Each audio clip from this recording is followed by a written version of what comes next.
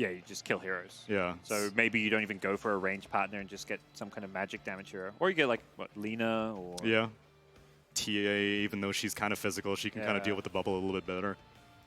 Man, I just hope Secret, I don't want to see him last pick a 5 again. We didn't really talk about that much, but they last picked their 5, and I never feel that's like a good thing. But we're not 100% sure that they wanted it to be the 5 until they saw Liquid's, final Which is pick. true, but then you did last pick a 5, so it's still the same problem. They didn't have the last pick of the draft, though, I guess, did they? No, you're right. It was AA, and that was the crazy thing. But you still, so honestly, they just last picked a 5. Yeah, and that was weird. It's just that after seeing the Morphling, they were like, oh, gotta turn this AA into a 5 now, I guess. Yeah.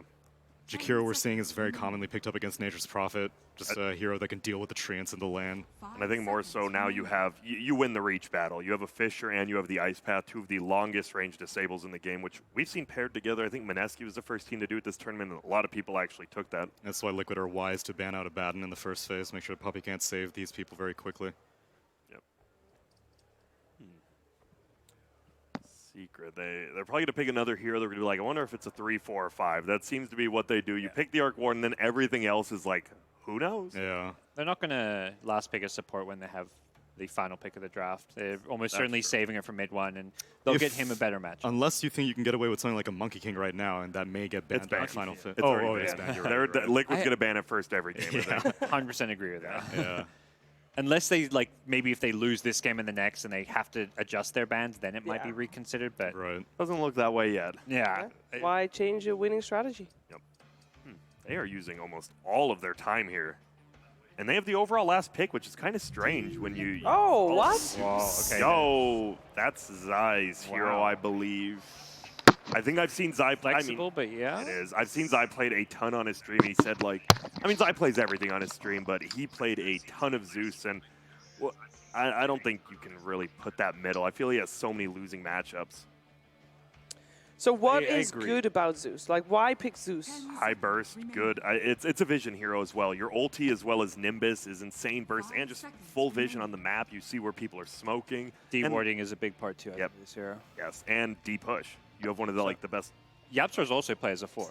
Yes. I mean, I think has Puppey even played it? Not that I've seen. Yeah, this is what we talked about. We said they're going to pick a 3, 4, 5 here. Then you don't know where it goes. That's what Secret does. Prophet, Sand King, Zeus are all 3, 4, 5s. Yes. Maybe not 5 Sand King, but even that. DY does it. There you go. Yeah. It's every hero we've seen in one of those 3 roles at some point. They go for the Tide. So you got the front line. You got so much team fight on Liquid. Beefy fella can build a pipe against the Zeus if it is, core Zeus that's going to start doing a lot of damage. Gives you more team fight. So unclear what Miracle's hero is going to be just yet. And you have the it's a pipe builder, right? That's why it even feels better against Zeus, because you're going to get a pipe. It might even be not even Vlad. You might just go straight up pipe first. Yeah, Zeus, Sand King, very good pipe game. Good ban out anti-mage. I was thinking that something that can deal with a lot of magic damage would be great right now for Liquid. And just solo carry a game. Right. And that's just understanding that Drow is not likely to be this hard carry, and you don't have to pick a Drow partner that benefits from the aura. So the hero that you guys are describing is something like a Juggernaut again. We saw Liquid do it earlier. Okay. Juggernaut, Lifestealer, both. Lifestealer, yeah. Being the magic immunity hero. I definitely like Juggernaut more than because if you're Lifestealing into a 10th pick, I feel Lifestealer has more counters than a Juggernaut does, and Juggernaut plays a lot faster. The other ones, and we saw Miracle's Troll Warlord yesterday as another option. I'm trying to see, is there any good ranged carries left? If we because you would like to get benefit from a Drow, obviously. I'm just thinking if there's any really good. They could still go Viper and turn it into a Miracle Drow. You need so many items as a 1-position Drow to deal with the bubble, though. Right. You need to get 4, 5, 6 slotted, get that MKB eventually. And then Viper, another range right-clicker in a sense. They're probably just going to go with the hard melee here. They're banning Ursa, so... I guess Ursa versus Tide. Yeah. It's not about their carry. Possibility of Sven? Still in the pool, good against Nature's Prophet as well. Sounds really nice. As Sven gets on top of one of the few heroes who actually gets on top of the Arc Warden, will destroy a Zeus. And the cleave damage works in the bubble. Yes. And they don't even know yet. Usually Liquid, they'll go sit down, use some of their last set. They do the Jug, so it was our first. I prefer Jug over the Lifestealer anyway, so... I think, I agree. It just comes online quicker and does more with less. So do you think this changes how they were going to play the Zeus? now that they see that there's this carry that can deal with spells. You guys have no clue with Secret. I really do not. Whoa, whoa, whoa. We're at Disney here. Calm down. Sit down, sir, please. 5 seconds Despicable. Last pick for Secret. I think what do you want? You need, you want another like semi-carry, I feel. I guess that could be the mind control, or no, not mind control, sorry, other side. That could be the Zai Nature's Prod still, but I really don't think so. I think they should I'm look for a lost. mid 1 hero, but Yeah. Yep. Are you going back for the OD? No, not No, really. it's They the do Sven. Sven, okay. so who's playing what? This is cool. I honestly have no clue. This is mid- quite the draft from Secret. Mid Arc Warden? But Nisha's always the Arc Warden player. If it is going to be it's going to be a Drow middle, right? I actually don't mind the middle Nature's Prophet. We've saw actually Mind Control on the other side played in the series versus EG. Whoever plays a Nature's Prophet, I think, should go middle in this game. But I don't think mid 1 should No, play it. he will not play it. Yeah, I think Zai should play it in the mid lane if that's what they want to do. So there's a lot of unorthodox A lot of things question marks. happening in Secret's draft. If Zai plays the Zeus, I'm going with Secret. Any other way, I think Liquid, they will just run over this game again. But mid 1 definitely the one to take that favorable lead. 9 for 8, 10 for 8. A lot of denies. That mid matchup giving him that tasty XP advantage. Yeah. This top lane Puppey just separating the two heroes. This Nature's Prophet, the power of it in the support position, can just freely offer harass, and very little that can be done in return to it. Bottom lane, GH taken out by Yapzor. Chases him down with the arc lightnings and the right clicks. He'll get the kill on the Shaker. GH is gone. He had a DD at the start of the engagement as well, too, so it must have been him just able to get so many spells off on him. I mean, what, 2 arc lightnings and a lightning bolt, and he did 430 damage. So he got at least like 3 or 4 hits on him as well as the Zeus, because it was just a solo kill. They're not slowing down the jug, though. That's the important thing, at least for Liquid. But getting Yapzor an early kill, that's the dream as your support Zeus. Then you're like, yes, I can get my early arcane boots. I can actually use my lightning bolts a bit freer to deward. And they're playing with a Sand King in their lane, too. So they want to have this Sentry Ward down. But now with the Zeus, they just freely deward it every single time. So Zai gets a little bit more breathing room down here, and he won't be at risk of dying here versus this jug anymore. Yeah, it's especially crucial to take that Shaker out. Yeah. Top. As Mind control. He's got an anchor smash, but they've still got the right clicks. One more will do it. They get him. He even buys the chainmail while they're going on him during all that, too. Just trying to get that little bit of extra armor to deal with this Blightstone from Puppey, but still too much raw physical. Bottom, yeah. Ooh, they've got the damage to do it. They'll get Yapzor, unable to TP out in time. The kills on both of the lanes going down, but overall Secret with that slight lead after the first few minutes. Mid one is really doing a lot of that one there, of course, with these 12 denies, too. He's 10-4 on the Drow. Heated battle of last hitting. Grant would be loving this mid lane. Obviously, Matu will be able to look for catch-up in the jungle. Yeah. There's going to be that point of the game where you can imagine he will start to reach it. Sort of a similar CS. So obviously, in terms of actual net worth, it's going to be hard if mid one gets a quick Midas. Yeah, he's going to hit level 6 pretty early on the Drow, and he's going to go to the jungle. And he's going to send probably the Earthshaker to the mid lane to get that experience, or either, I mean, one of the two supports. But the thing is, about Secret, they do have ways to at least ward deeply into the enemy jungle without actually being there. Puppey can just actually teleport in and put a ward down to block those Ancients out. It might be a move that he wants to do relatively early on in this game. We will see Bounty Runes start to get contested. GH, got the stun control for Yapzor Miracle. Play Fury, and actually going to look to chase down Zai. Zai's got the Burrow Strike back up. But GH is there, the Fissure, it's outside to get the Burrow Strike off in time. He's able to pop the South, the Sandstorm. He'll keep himself alive and start to heal back up. On the top lane, trying with the body blocks, Puppey. Sprout's there as well, but Mind Control has the Quelling Blade. Cuts his way to freedom. Will manage to stay alive. These little players in that mid lane, I mean, we saw as well. The fact that mid one had the Illusion Rune, he literally has not let Matuma get a single CS or deny within the last minute and a half. 20 denies. He's about to be level 6. Matuma Man just hit level 5. He could threaten a kill there. Bottom. Zai got him. Zai, Burrow Strike out. Nicely Has done. to get himself away from that turnaround from Miracle and GH. And Matuma Man being forced to TP over to the Shrine. This mid lane, an absolute disaster for Liquid, as mid one is going to be right on top of it all. Top, this blocks again, Puppey's trying, but Kuro will get himself past the Treants.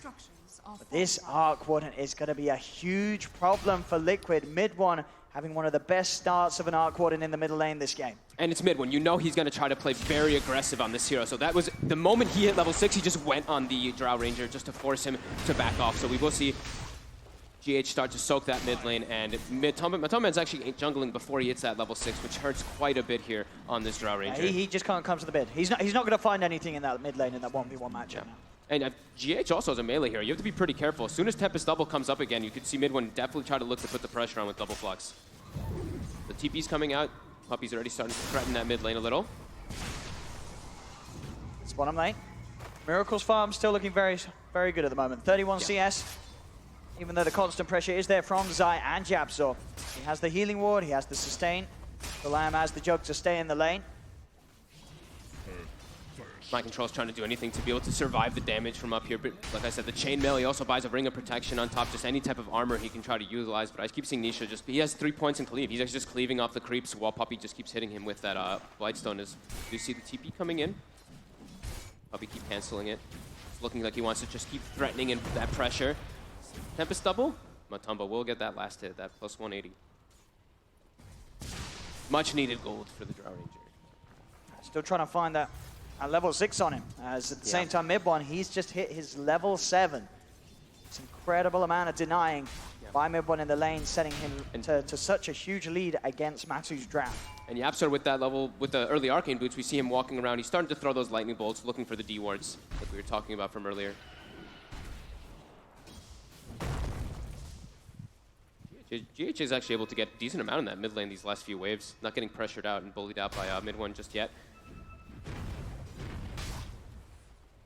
But already just his first 8 minutes looking to be a much hotter start for Secret here in game 2. Absolutely. All 3 cores in a very, very good position. See Liquid very close behind. It's only a slight lead. We saw last game what Liquid was able to do with a lead like that. We'll see if Secret's able to do the same here in the second match. Keeping their lanes, I mean, they're definitely very happy right now that Nisha's just getting free farmed. Their mid lane's getting free farmed. They bullied out too. They know Mind Control's being pressured, so they're definitely having a good feel of this game as the God Strength is popped. Mind Control's still a bit tanky. Yeah, TP in as well for Kura will stop Nisha from chasing down any further. Just trying to do their best to push Mind Control out of the lane. They've brought Matu up as well here, Liquid. Not easy for them to make any sort of play, especially with that ward down. Secret know fully well what's going on. Nisha still has his Ogre Axe in his backpack. He hasn't moved it still. He's had it there for quite a moment, but he'll move it soon. Yeah, Midas very, very close. Level 8 as well. Zai having a much better game. He's going to be going for this Brushed Veil build. I've been seeing this a lot more. We saw the Vanguards a lot early on these Sand Kings, but Veil just seems so much better. Gives you the tank ability and just makes your damage potential and threat so high. And they have so much magic damage as Miracle bottom. They're putting the pressure onto him, but he does have the spin. He's holding it as long as he can. Still struggling to quite get him out of the lane. Just as is the nature of the hero as a Juggernaut. Sand King Zeus, not really the best heroes to go for the kill unless you catch Miracle making a mistake, going too aggressive with a Blade Fury. Then you have a chance. But every time he's got it saved, you're not going to get the kill. Bit of a farming game going to be coming out here too as we see the Arc Warden mirroring the movement of the Drow Ranger. But bottom, we see that TP. Going for the Omni Slash Miracle. He's got Blade Fury back up in a few seconds. The lightning isn't quite enough. Miracle is able to keep the distance, get himself back towards the tower. The 3 of Secret not quite able to get him back towards top. Nisha, he's got a TP out, but they've got the Ice Buff. The right-click damage from Matu, it's enough. As soon as they see Secret try and come down bottom and make a play onto Miracle, Liquid are instantly on top of Nisha's Fed. Absolutely. Just that quick mirror movements we're seeing coming out from both sides. They get some deep vision that they've had for actually a couple.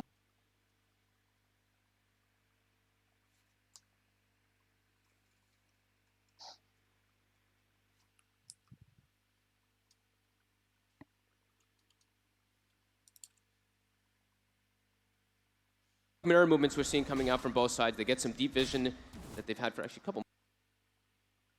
What the fuck?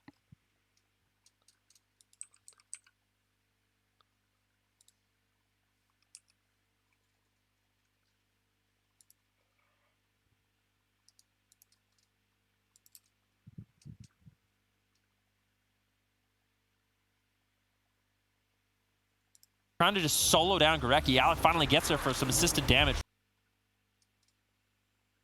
So it looks like this is just an observer side thing as we do wait for the lag to subside. But yeah, this is sort of one of those clips, isn't it? Giannis, what happens next? That is a very good question. All right, let's look at this one. Who's going to die? I mean, Puppy's I think Puppy's probably going to die. Probably dead. We've got the level 6 on the Zeus as well. Other side, we're back in. So we'll find. Oh, no. Soon. Quickly repaused. Did you step on something, Giannis? It wasn't me. Okay. All right, there we go. You can see it there, Matu. The game is unpausing as they'll chase down. Puppy will go down. Will get the kill on Puppy. I'm trying to cast from this viewpoint as we're just getting ourselves back in on the observer side. Here we are. We're back in the action. Whoa! My goodness. Suddenly you have no game and then you have 2 games at the same time. Secret's able to get the deny with this rotation. So they get trade kills for the 5 positions, but importantly that they get that deny. And did they use the Nate? Okay, they used which ultis? Now let's take a look. They used Zeus ult, but they did not have the NP ult just yet. But able to respond with that one, and now Zai does have that full Veil finished up. And Veil on a Sand King with the Zeus, you throw an NP ulti on top. Yeah. We've talked about how much damage this Nature's Prophet ultimate does. It's one of the higher hit damage spells in the game. Throw a Veil on top too. It's going to be quite a lot for Secret in these next few moments to be able to put the pressure on it.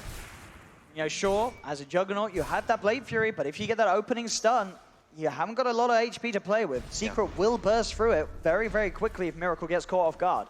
They have given a lot of space to GH in this game. Liquid has just given him 2 lanes. You see he's already up to 1,200 gold toward that Blink Dagger with level 6 already too. So a very farm shaker with the potential of an early Blink, and they need an early Blink in this game. As I was mentioning earlier, they don't have your natural heroes of just piercing into the backline. He has got a haste rune. He is diving in towards the tier 2, but Nisha with the war cry. I mean, the Miracle can't go for any sort of solo play with the Omni Slash. Would not have enough damage for it. Camping the high ground though. Still got a little bit of time left with the haste rune, but Secret more than prepared to keep it safe and back off. Fortification used as now the siege comes in on the middle lane. Liquid pushing on with the 3 of them. Pretty surprising to see how Miracle, he's almost level 10 in this game because he was actually left alone. He was bottom laning versus the 2 heroes, so he's high level in comparison to Nisha's Sven. Nisha just hitting level 8, even though he had a great time up top on that Sven. Getting this tower, but Secret, they are going to look to try and lead in, and Zai walks in. That's going to be a dead Matuma Man. Let's try for more as well. Puppy in with the TP, the block off with the Sprout. They've got Kuro. Miracle's got the Blade Fury, but he has to keep on the retreat because Secret, they're going to continue to chase. Zai, he's hunting him down. Burrow strikes there. There's the magical damage. They found a 3rd. GH will lay down the slam. He's trying to get Yapsor, does manage to get the Zeus down. Mind control. TP's in. Ravage out of the 2 of them. Another enchant totem. Can they kill off Mid One? Mid One's still Double alive. stun. The Burrow strike. Zai has the control. Keeps Mid One safe. They get the double kill. Secret get the team wipe. Zai able to just walk in, and we see the power of the Veil coming into play there. Also the power of the Arc Warden surviving the whole fight. 9 Spark Grades casted during that as well. So much damage coming out from Mid One. They're able to just get that initial jump onto Matu. Staying alive, Mid One. Yeah.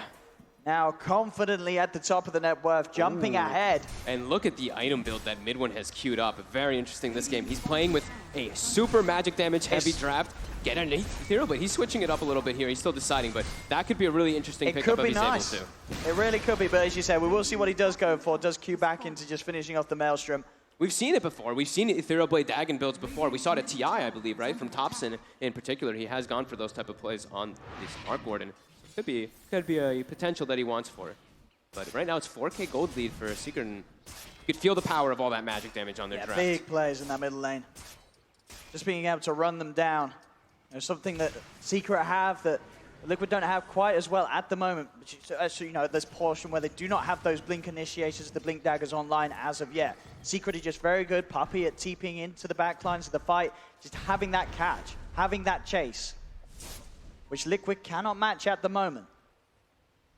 No, definitely not. And the Tidehunter, your Tidehunter is usually a pretty tanky hero, but in this game versus so much damage that Secret does have, Mind Control will definitely melt. So you see, of course, he's going to queue up that pipe that they really are going to need in this game to be able to try to deal with the damage coming out.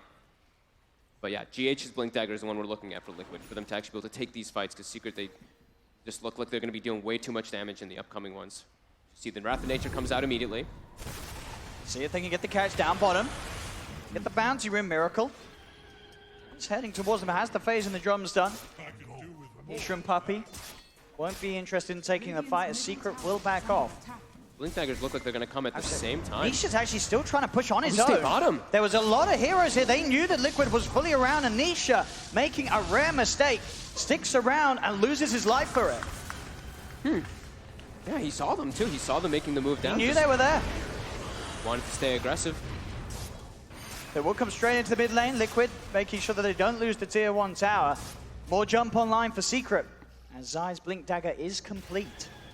GH is also about 100 gold Zai. away immediately with the TP. He wants to go in. Ooh, Miracle pots the blade through. They have the Gust as well. They'll be able to hold back Zai. Miracle back in. Still has that Omni Slash available if he sees the opportunity to use it. But Zai, he's under the Sandstorm. There's the ult. Kuro bursts down. Matsu's still trying to finish up the kill. GH walking in. Slam down on a Puppey. Puppey's gone.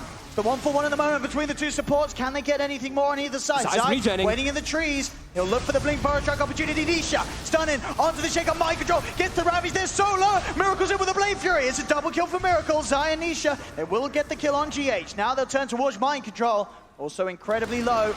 Sprout giving the vision. They know exactly where he's heading. Zai heading in. There's the vision to close the gap. They'll get mind control as well. Zai having a regen rune. Gets low after the initial jump, hides in the trees, regens up, gets a nice counter initiation. MC though, Mind Control is able to get into that backline a bit there to get that Ravage off. But now, Secret, they will be able to turn it into a push. Radiant's middle tower has fallen. A Secret's course this game, all three of them at the top. Mid-one, very much so. He had that beautiful lane matchup. And this game, he is looking so scary on the Arc Warden. There's a lot of potential with scaling, of course, as well on him. Queued it up again. Queued up that Ethereal Blade again just now. I think, you know, they know if he gets that E-Blade, any sort of stun on Miracle before the Blade Fury, and Miracle will die. Every single fight, he's gone. It's got multiple different uses in this game. It's got the burst, it's also got the save. Someone gets Omni Slashed, you throw it on them. Drow Ranger's focusing somebody, you throw that Ethereal Blade on them. So there are definitely a lot of merits that he could look to choose to go for that one. They find Kuro. Zai's in. Quick blink of the Burrow Strike. Nisha has the damage. As Secret pick up another. Can continue to push down on this top lane. As they are getting ahead by quite some bit here in this game too. A 5k lead. With their lineup and the quick plays that they can make, they're the ones in control this time round. Yeah, and now that they have all these different items, their heroes, we were talking about how they can struggle a little bit to push just because it's not an NP core. With items, they can easily look to take those out. So in this game, they will be able to get some more map control, unlike that last one where they didn't get any tier 1s down. Get some deep wards down too from Puppey. I saw he bought all 4 wards. He actually still has them in his stash. He has not placed them just yet. They have 2 placed on the map for now.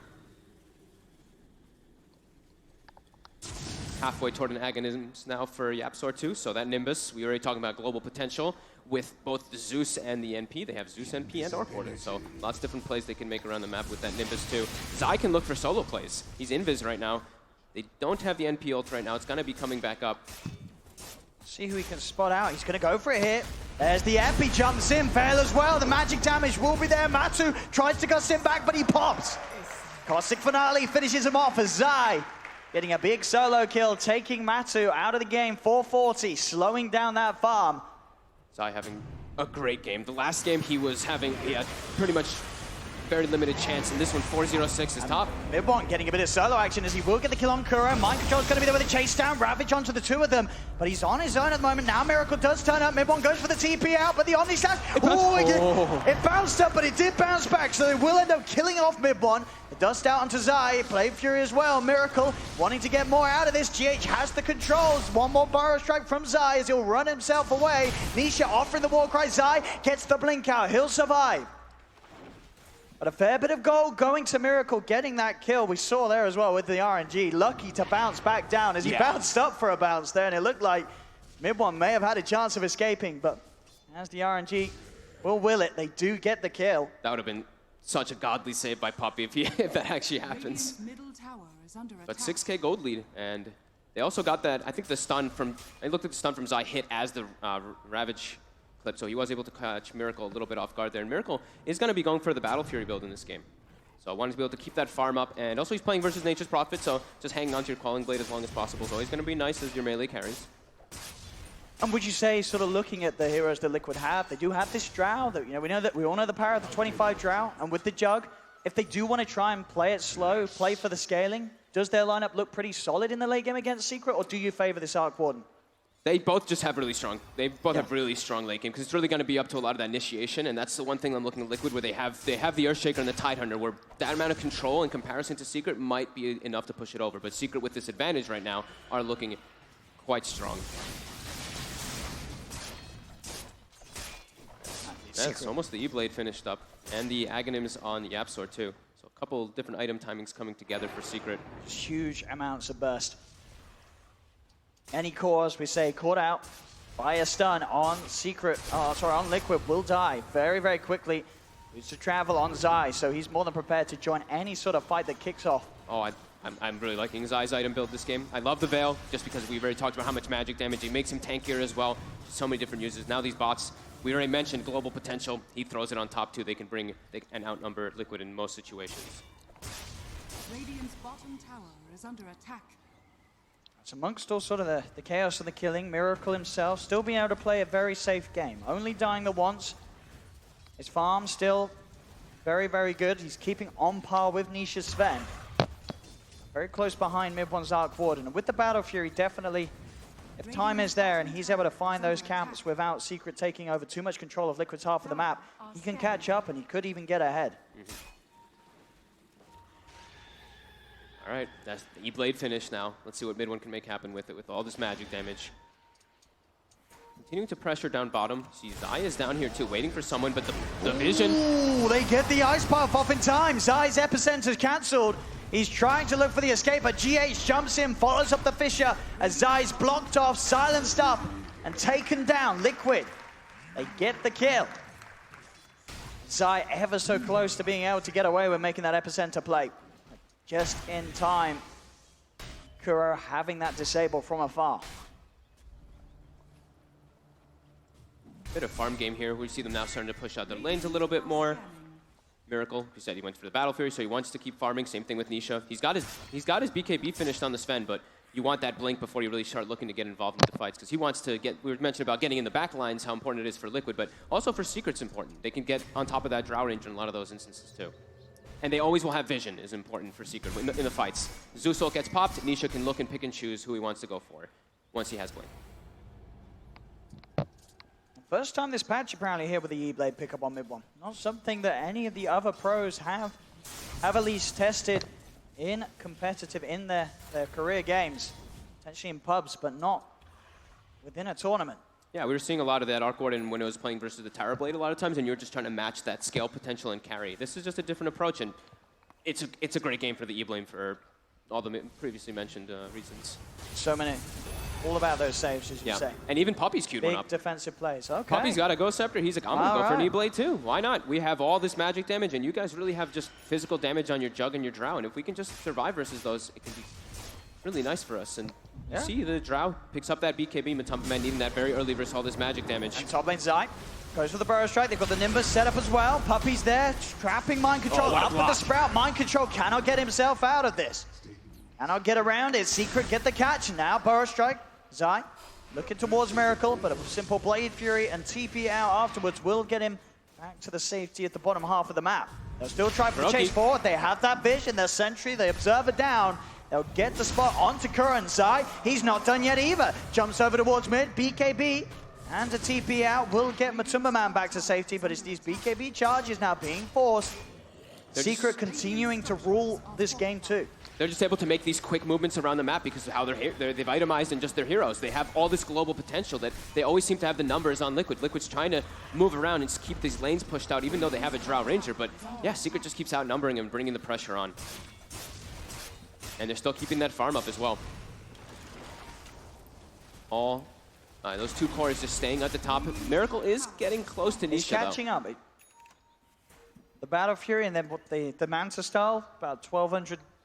He'll have it. Yeah. So that sort of counterplay against a lot of these stuns. Zai is going to go for the epi play. I mean, with the Nimbus, they've got a lot of damage. Is in time? No, Miracle. Blade Fury, healing ward out. So close, though, to having the magical damage output to get that kill. Zai, Burrow Strike, able to disjoint the Omni Slash. They're still able to get the kill, though. As GH, Matsu will have the chase down to kill off Zai. It was a very, very respectable attempt though from Zai, as it looked like he nearly had that damage. Up top, an attempt with the E-Blade onto Mind Control. Still have the healing ward down. Mind control will be okay. Clutch the GH there for that situation too. That fissure just not allowing even like an extra auto attack from Zai could have brought down Miracle. Radiant's bottom tower. So we're looking at Miracle a bunch about his item build, you know, Battle Fury to Manta. He still doesn't have a great, like, just core versus core matchup. Sven overall versus the Jug can be a bit tough because you just have this super high HP pool, high armor. You're going to build into these armor items as well. And your Warcry is just great versus Jug overall. See what they can find with this smoke. GH able to get the fish connection onto Nisha.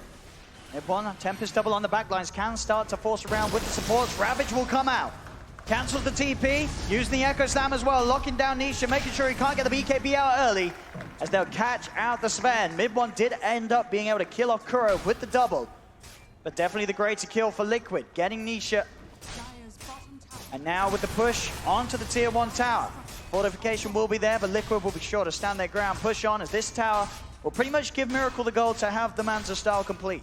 They had to expend 2 ultis there to get Nisha, though. So when he respawns, we could just see Secret make a fight, or maybe just run to that Roche pit and look to try to force the engagement there. They know there's no Echo. They know there's no Ravage, the 2 big ones for Liquid at the moment. So we're going to see in 20 seconds what choice they want to make. But right now we see them pushing in all those lanes. It does seem like that could be their option. And the power of the Prophet and the Arc Warden, all lanes always likely to be in a situation that makes it very hard for Liquid to get out and off their side of the map to make a play. They're always going to have to be playing, responding to those moves, that control that Secret has globally, and allows Secret a lot of space. Roshan is starting to be looked towards. Yeah, no ultis, so they have to just try to force this one here a bit, but they don't have the TP on Nisha, actually. That's right, he used it to try to survive down bottom, so they have to walk the way over. See Zai playing aggressive. Gets in with the Burrow Strike. There's the ult as well. GH is down.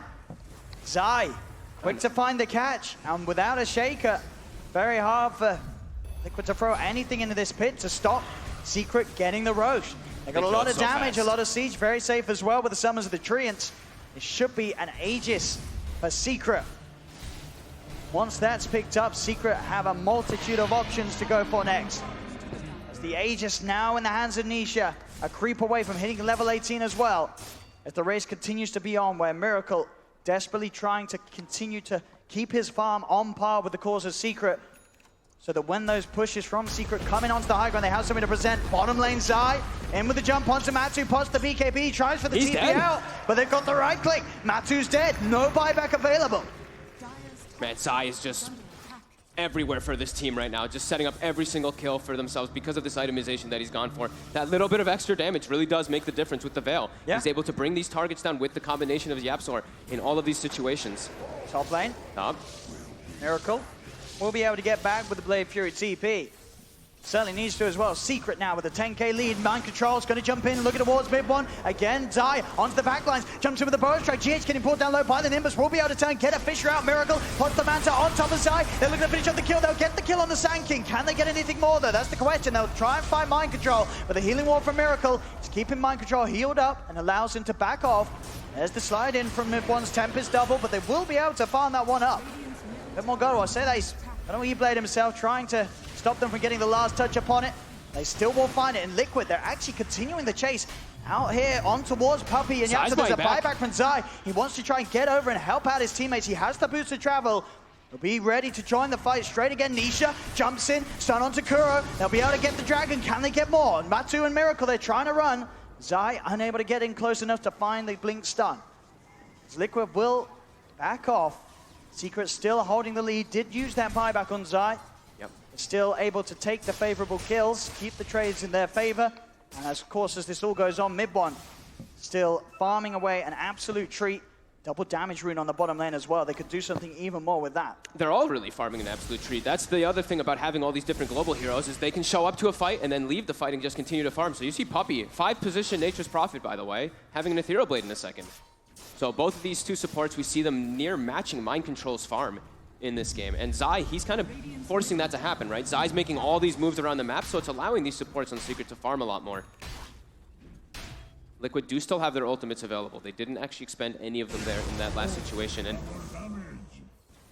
Nisha ready to run in with that double damage and God Strength. So Mind Control very quick to blink away as soon as the ult was popped by Nisha. He'll be able to get the tier 2 mid though. Secret now taking all of the outer towers away from Liquid. It's just getting up to that point at the high ground defense for Liquid. Yeah, they're just continuing the aggression constantly and not letting Liquid really get too much breathing room. You see them kind of getting trapped in their base, except for Miracle. The one thing that he does have that's thankful is he can always Blade Fury TP when he is going for these split push plays.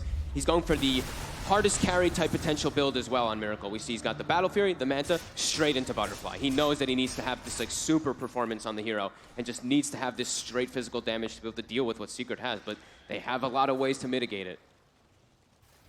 Now Liquid immediately out of the base, smoking up towards Miracle's position, sort of hoping that Secret were baited into this top half of the map. At the moment, Zai and Mid1 the ones to be up here. Scan's going to hit those. Secret know what's up. They see bottom wave pushing in, they see mid pushing in, they're sensing that something's up when Miracle showed himself top for even a moment. That smoke can come out. Usually the natural smokes that we see a lot of teams do is you smoke to your carry. It's the safest one because if they are trying to gank him, you make the gank at the opposing time. Put some wards up as well. We see bottom being forced. This Tempest double. Yeah, they've got to get back. As again, just this split push pressure. Every single time, whether it be a Tempest double or Puppy's Nature's Prophet. Liquid struggling to be able to find and make that team play that they want to do so. With this lineup, with this Tide Shaker, this jump and go they want to commit with, it's so hard to do so. With Secret having the lead, having the advantage, and having this global power that's just so easy for them to execute. Yep, they just keep splitting them up, and we're just seeing Miracle really getting the most of the farm here on Liquid. We see the Drow Ranger Matumba Man has been completely stopped in his farm, has the Hurricane Pike for the defensive, but just besides that, it's just a BKB. He's not able to find too much on the map, just because of how much pressure Secret's putting. They're going to go for another smoke, once again, hoping the Miracle's going to be a bit of a bait. Scan out will be there, did clip them for a little bit, so they know the Secret is here around, and it is real Mid1 in the mid showing himself. Got that Butterfly finished for Miracle. There's heavy backup behind Mid1. And he's keeping it safe, leads forward with the Tempest double. Secret still on the high ground. This smoke movement, again, another one from Liquid that doesn't look like it's going to result in anything working out for them. As they just have to back away, get themselves out of here. Mid1 just forcing them back on his own with the Tempest double. And they immediately push out the side lanes too. As soon as they see that fight not happening anymore on Secret's, okay, we're going to send Puppy back toward top so we can keep farming. Wrath of Nature to push out those lanes. Zai constantly looking on the prowl to set up for some kills while YapzOr and Mid1 just farm. Secret feeling pretty comfortable now with all the space that they've gotten on the map. YapzOr having a great time on the Zeus. Regeneration. I mean, for Liquid now, they've tried 2 times to come out with these smokes and to try and catch Secret off guard on the map. It's not working. I mean, is there a point where they just have to sort of sit back and wait? They're not going to get the chance to do so though, because bottom Matsu is already getting jumped on. We'll get the BKB off. And again, it's another charge just having to be used to get him out of there. They aren't able to find situations where they can fight offensively with the BKB. They're trying to force things to happen on Liquid because they know they're getting out-farmed. They know Secret's controlling the map, they keep forcing this out, but every time Liquid is trying to make these smoke movements, it's just told. It's told in the lanes. You can see what's happening because it's just constantly getting forced in from a Wrath of Nature, from a Tempest double, from Zai with some boots of travel. So they are getting just great reads around the map, and they've even just placed only defensive wards on Secret. They're recognizing we are farming so much more than them. If we just keep this pace up, we're going to win the late game just based off of that. And with the itemization, they just have so many good answers for Miracle's Jug. Yeah. The double E-Blade, triple effectively with the Tempest double, right? Not able to quite catch Miracle on that jump in the middle lane. And also now the Yules on YapzOr. He is no longer threatened by the Omni Slash. They get Kuro. Kuro's gone, Puppy. Goes the E-Blade on Miracle, and Manta will remove it and allow him to back off. How do you actually focus target as Liquid now? I It's don't so think they difficult can. because, like you said, triple E-Blades. They've got double Yule Scepters as well. They've on the Sand King as well as that Zeus. So who's the target that you really want to go for it? The Sven? He's the one who doesn't have those, but the Sven is never the target you want to go for. He's too tanky, so it does seem really hard for their target situation. You've got to just look towards some godly jumps in from the Shaker, from GH, from Mind Control. You have to get them during the disables, pretty much. You have to kill them before they're able to get those items and save themselves. I think that's the only way they get back into this one, Liquid. Yeah, and we see another E-Blade queued up. YapzOr is also like, yeah, of course I'm going to get one. It's the dream game to get this type of item. It just makes it so hard for Miracle to kill anybody. Yeah. I mean, Mata as well. They're just not going to be able to right-click anybody down.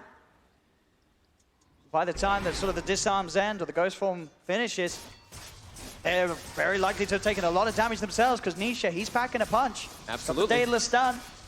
And they continue to just claim this map control. You see Liquid, they can't really even push out. My control's like walking along trees. Even Miracle's starting to get a bit more afraid of just going for this because, like you were mentioning, one disable and he could just get burst down from Secret. Yeah. They're looking to maybe make a play here onto Zai. They do go for the jump in Zai, falling low. Zai, can he get himself out of this? Used up into the air with the Blade Fury. Miracle trying to chase the guy. Zai, first strikes up, but he's dead. They get the kill. It's a 1-for-1 GH for Zai. Zai was dead for a very long time after that previous buyback earlier. 90 seconds without the Sand King. This is a window for Liquid to try and find more. Sure, they don't have the Shaker, they don't have the Slam, but they do still have the Ravage to play with. It's just so hard. Immediately, you look at the lanes, and Puppy's been doing his job. He's a Nature's Prophet, spamming Wrath of Nature, so lanes are pushed in. They can't actually look for making another play. They can't take an objective off of it either, even though the Sand King is dead for such a long time.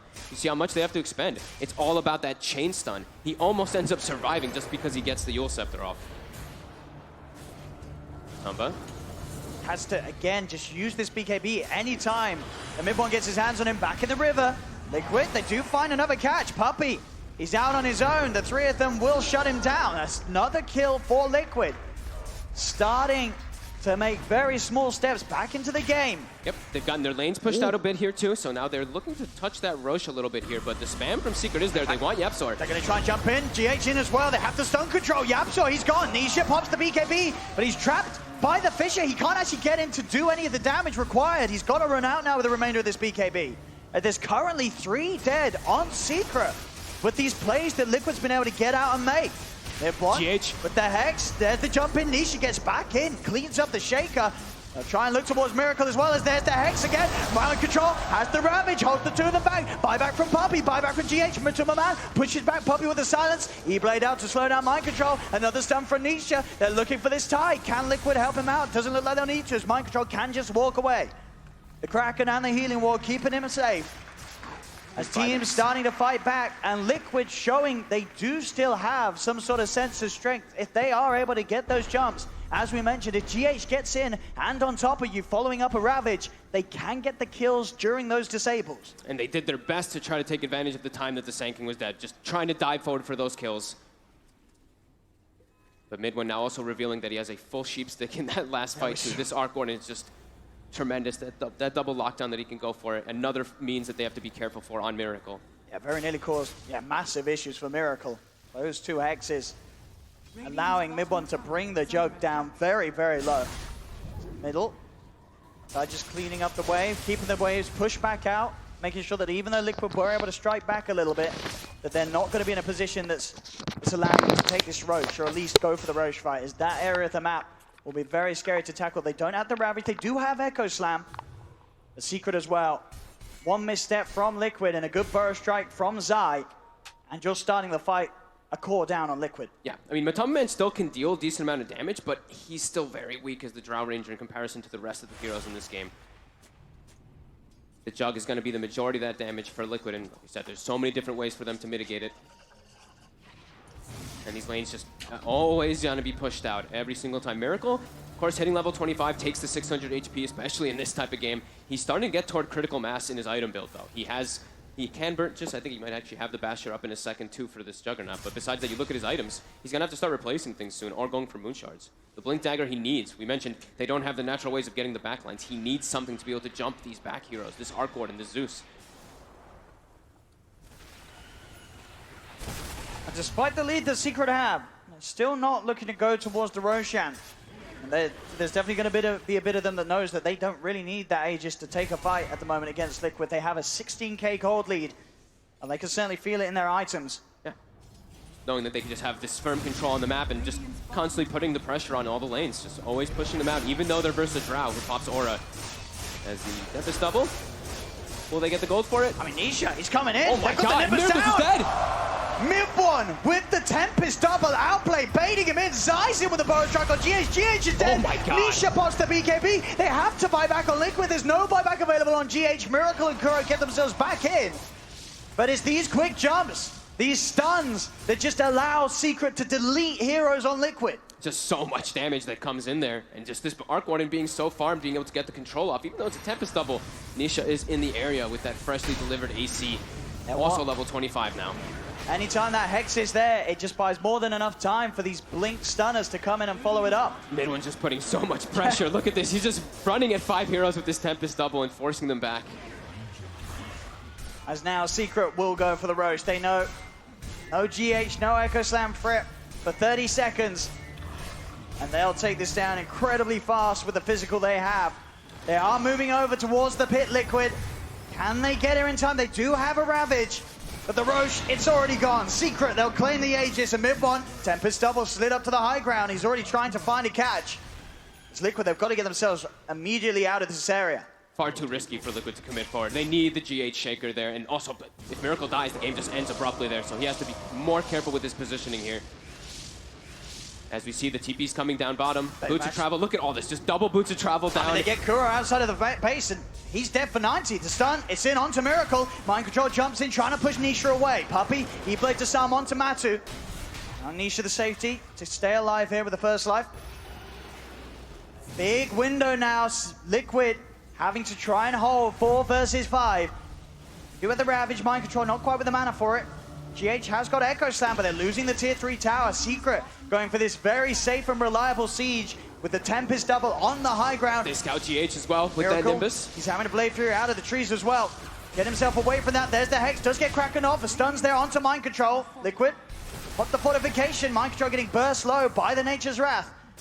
As they'll push on, the damage is there. Secret, they'll claim the bottom set of racks. They can't step up. If they step up and they just get hit by all these spells, a Spark Wraith hits them, a couple Arc Lightnings, a Wrath of Nature bounces through, they have to back up and heal. Still no Jakiro for 30 seconds. They have their ults, but Secret, they're looking to force something here as they do have the option to look for shrines, and that might be what they're doing here. Just send the Tempest double, put a threat on, and clean those up. And there's no huge rush for Secret. They only just picked up the Aegis. It's still got a good 3 minutes on it, as well as that cheese that Nisha's holding. And you kind of have 5 cores in an essence. You have your Zeus who's super farmed. Puppey's near level 20 with this E-Blade, another 4,000 gold. They all have so much money on this draft. Yeah, it's actually just 5 cores now at this point. 30k lead. One of the biggest we've seen here on the main stage.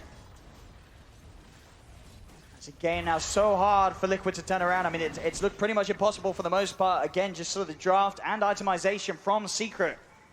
Yeah. Making even the most farmed of heroes on Liquid's side, this Miracle Juggernaut, unable to do anything. He cannot get the kills, he cannot get involved in the fight. Secret have so many measures to deal with the Juggernaut. Yeah, and they just keep throwing out that the Zeus ultimate as well, just with the scout out when Liquid does have an opportunity to make a move outside. Just have a great read on the game right now from Secret. And just continuing to keep this farm up, 30k gold advantage. Yeah, everyone's super farmed. Tempest double keeps pushing those lanes out and seeing Liquid's movements. And Matumba, man, we were talking about how his farm had stagnated. It still is. He's almost got a butterfly finished up, but they just die so fast. It's a 6-second BKB. The magic damage from Secret is just so high. Anisha, double damage rune in the bottle, prepared for the next push. Oof. And he's got the level 25, so that God Strength providing that more strength as well on top with that DD. Even just him on his own. A blink, stun, and an ult. Anybody will die on Liquid's lineup. Maybe Mind Control will survive, but anyone else at least. The damage is there on the Sven. They're up to the high ground, Secret. What can Liquid do to try and slow this again? The Tempest double just going in on the front.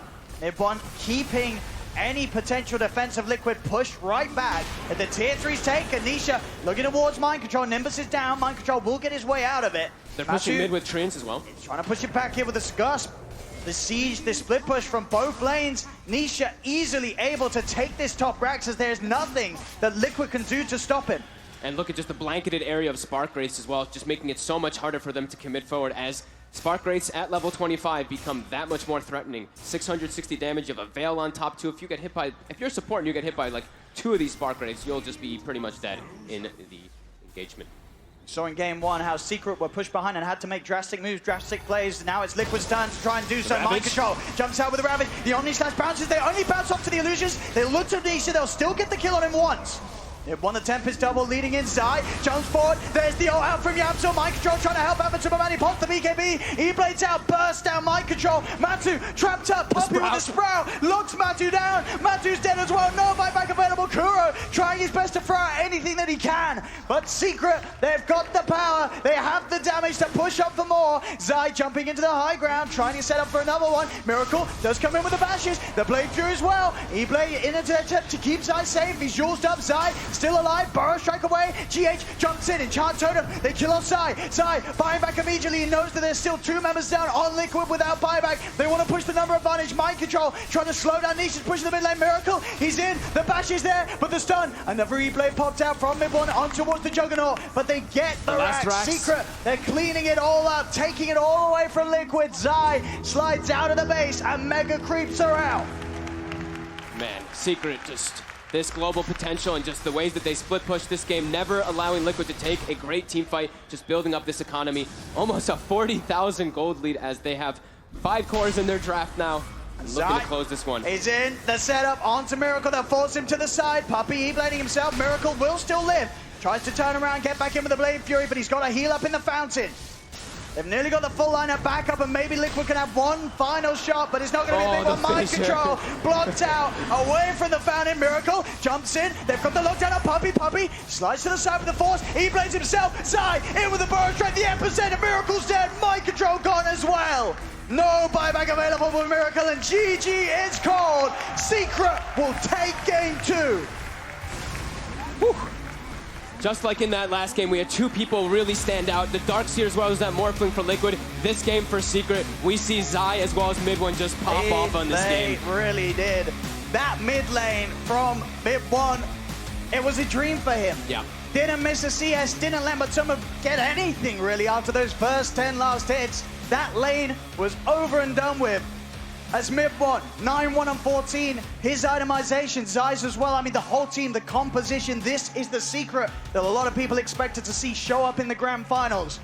Yeah. His E-Blades, Jewel Scepters, Miracle, his farm was good, but he just couldn't do anything with it. It's just him too, right? The Drow Ranger was set super far back in this game, unable to really deal any damage, and then the itemization. There's just way too much armor, way too many different ways to mitigate the damage. And yeah, Zai, I love this early boots of travel that he purchased to be able to put on the pressure in the lanes. The Veil, we mentioned how much magic damage they already had on it too, with the draft from Secret. Yeah, Liquid just got a little bit taken advantage of here with the way that Secret was able to play with the numbers and just keeping those lanes pushed in. A great showing from Secret here in this game too, as both games so far being pretty one-sided, but always beautiful to see at the start of a best of 5. No 3-0s today, as Secret will take game 2 and bring the series now 1-1 between the 2 of them. Yes, thank you so much, Odie Pixel and Fog. And we're going to break down that second game and find out exactly why it was another one-sided affair this time around, of course, in favor of Team Secret and their Arc Warden. Here, still with God, Tsunami, and Grant, gentlemen. I must say, we started out believing in Secret. Grant, your words were, if Zai is not playing that Zeus, I do not believe in it. And I eat my words because Yabsor, I mean, God said it, Yabsor does play it a lot more than Zai. You know, I believed in Zai's stream, but he played amazingly. He had, like, Arcane Boots Ags at, like, 20-something minutes, like, very early. And they just dominated the multiple Blades, everything. I don't know, just they just outplayed him, honestly, on like, all facets. I mean, the combination makes a lot of sense. I don't know if the Arc Warden's the instrumental part of that, but later on, you know, the global presence of the Zeus, the Wrath of Nature, the E-Blades, to be able to pick people off with a Nimbus and stuff like that, it seems like Puppy thinks the main answer to the Drow Ranger is the Arc Warden. And it's working. At least that game. Yeah, or at least it seems to force them to run this Drow as, like, second fiddle to the main carry. Right. Because earlier in the term, there was games where Miracle played the Drow, but you don't want one position hard carry Drow against all these, like, Ghost Scepters, E-Blades, and Bubbles. Right. So. And you just don't want Miracle or Nisha on Drow. Like, in mine, I'm like, give him a Morphling, give him some, even like the Sven, right? You're two-shotting people. I think, I'm with you. I don't think we're going to see too much Drow, unless it's like Drow Medusa in the second phase you brought up. I think Drow might just go by the wayside the next 3 games. Yeah. I hope. Not banned, not picked, just ignored. Maybe second. I think third, picked? third, fourth pick is where we're going to see it if we see it for sure. Well, was it just a Drow, though? I don't think so. No, it doesn't help, though, right? It's your overall first pick hero. Like, you're taking first pick for a reason, which means you don't get last pick. Yeah. So, like, you want something. It's also like you have this Drow mid, so Yes. normally you think mid laners and what they're doing in this tournament, you're expecting them to kind of be a bit more active, you know, maybe grab some runes, try to make some plays, be able to TP rotate, and that's not really something Drow does. Yeah, and you talked about the global presence tournament. They had a Nature's Prophet, a Zeus, and an Arc Warden. I consider like you have it. The OTs. You're like not scared because it's not even your real hero. You have 3 heroes who can literally get a kill anywhere on the map at any given time, which definitely worked for Secret. I mean, we've mentioned time and time again how many carries are winning the game with 0 deaths. Yep. We're also seeing many teams win the game never letting the enemy team on their side of the river, and they keep them hemmed in on their half of the map for like a good 10 minutes before the game finally ends. Yeah, I think what we're seeing is lanes are a little more important than teamfight. It felt like in the earlier rounds of this tournament, it was like who has the bigger teamfight, you are winning, but if you just lose your lanes, you may never get a chance to teamfight.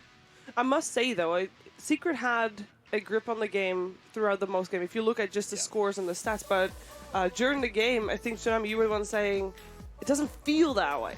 Yeah, whenever you have these very, very top-heavy net worths, you're oftentimes not willing to really take advantage of it. Like an Arc Warden, he's just going to send his Tempest double, so like half of the net worth is technically on the Secret side of the map. And also, big credit to Miracle. Dude was playing his heart out this game. Keeping up with an Arc Warden who has a Midas as a Juggernaut when you basically have none of your map under control is an admirable Very thing. impressive, yeah. But you're still a Juggernaut. You're still a Juggernaut, and you're paired with a Drow Ranger who's not helping you. And you're playing against, what, like triple E-Blades, was it? Those Yeah. two? Yes. It's like, you're not going to have a good time fun. and be able to kill people reliably. Yeah. Well, we saw him on the Morphling, of course, in the first game. Super high skill hero, I believe.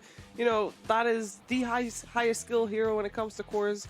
Invoker up there as well, of course. But then you put him on a Juggernaut, I kind of felt like, yes, he played that hero brilliantly. But that's kind of... But it's a Juggernaut. Yeah. I think if they win this game, they're probably winning it at the 25-minute mark. We saw him play with like a solo core PA, and it worked out for them. I think this game, Puppey just had the answer to this draft they had, and well, that's why it's a best of 5. You don't even just have one more game; we have a possibility of 3. And Kuro versus Puppey, I'm always happy to see more drafts from them, just in general. Yeah, if this was a best of 3, I would have said something along the lines, Dun dun dun. No, that would have not been my Not gonna word. do Automatopoeia? No, because normally we saw it yesterday as well when the first game one side, the second game one side the other way, third game normally everything comes round and Very stuff. even, yeah. Very even. I'm wondering if that's going to happen in this series now in the third game as well. Zai on the Sand King MVP. You agree this time then, Grant? Honestly, I think it was a team effort. Like, that game I actually thought was just an overall team effort. I thought everyone played amazingly well. I think Zai did the best in the lane. Dude, the stun dodge on the Omni Slash, I'll give it to him for that alone.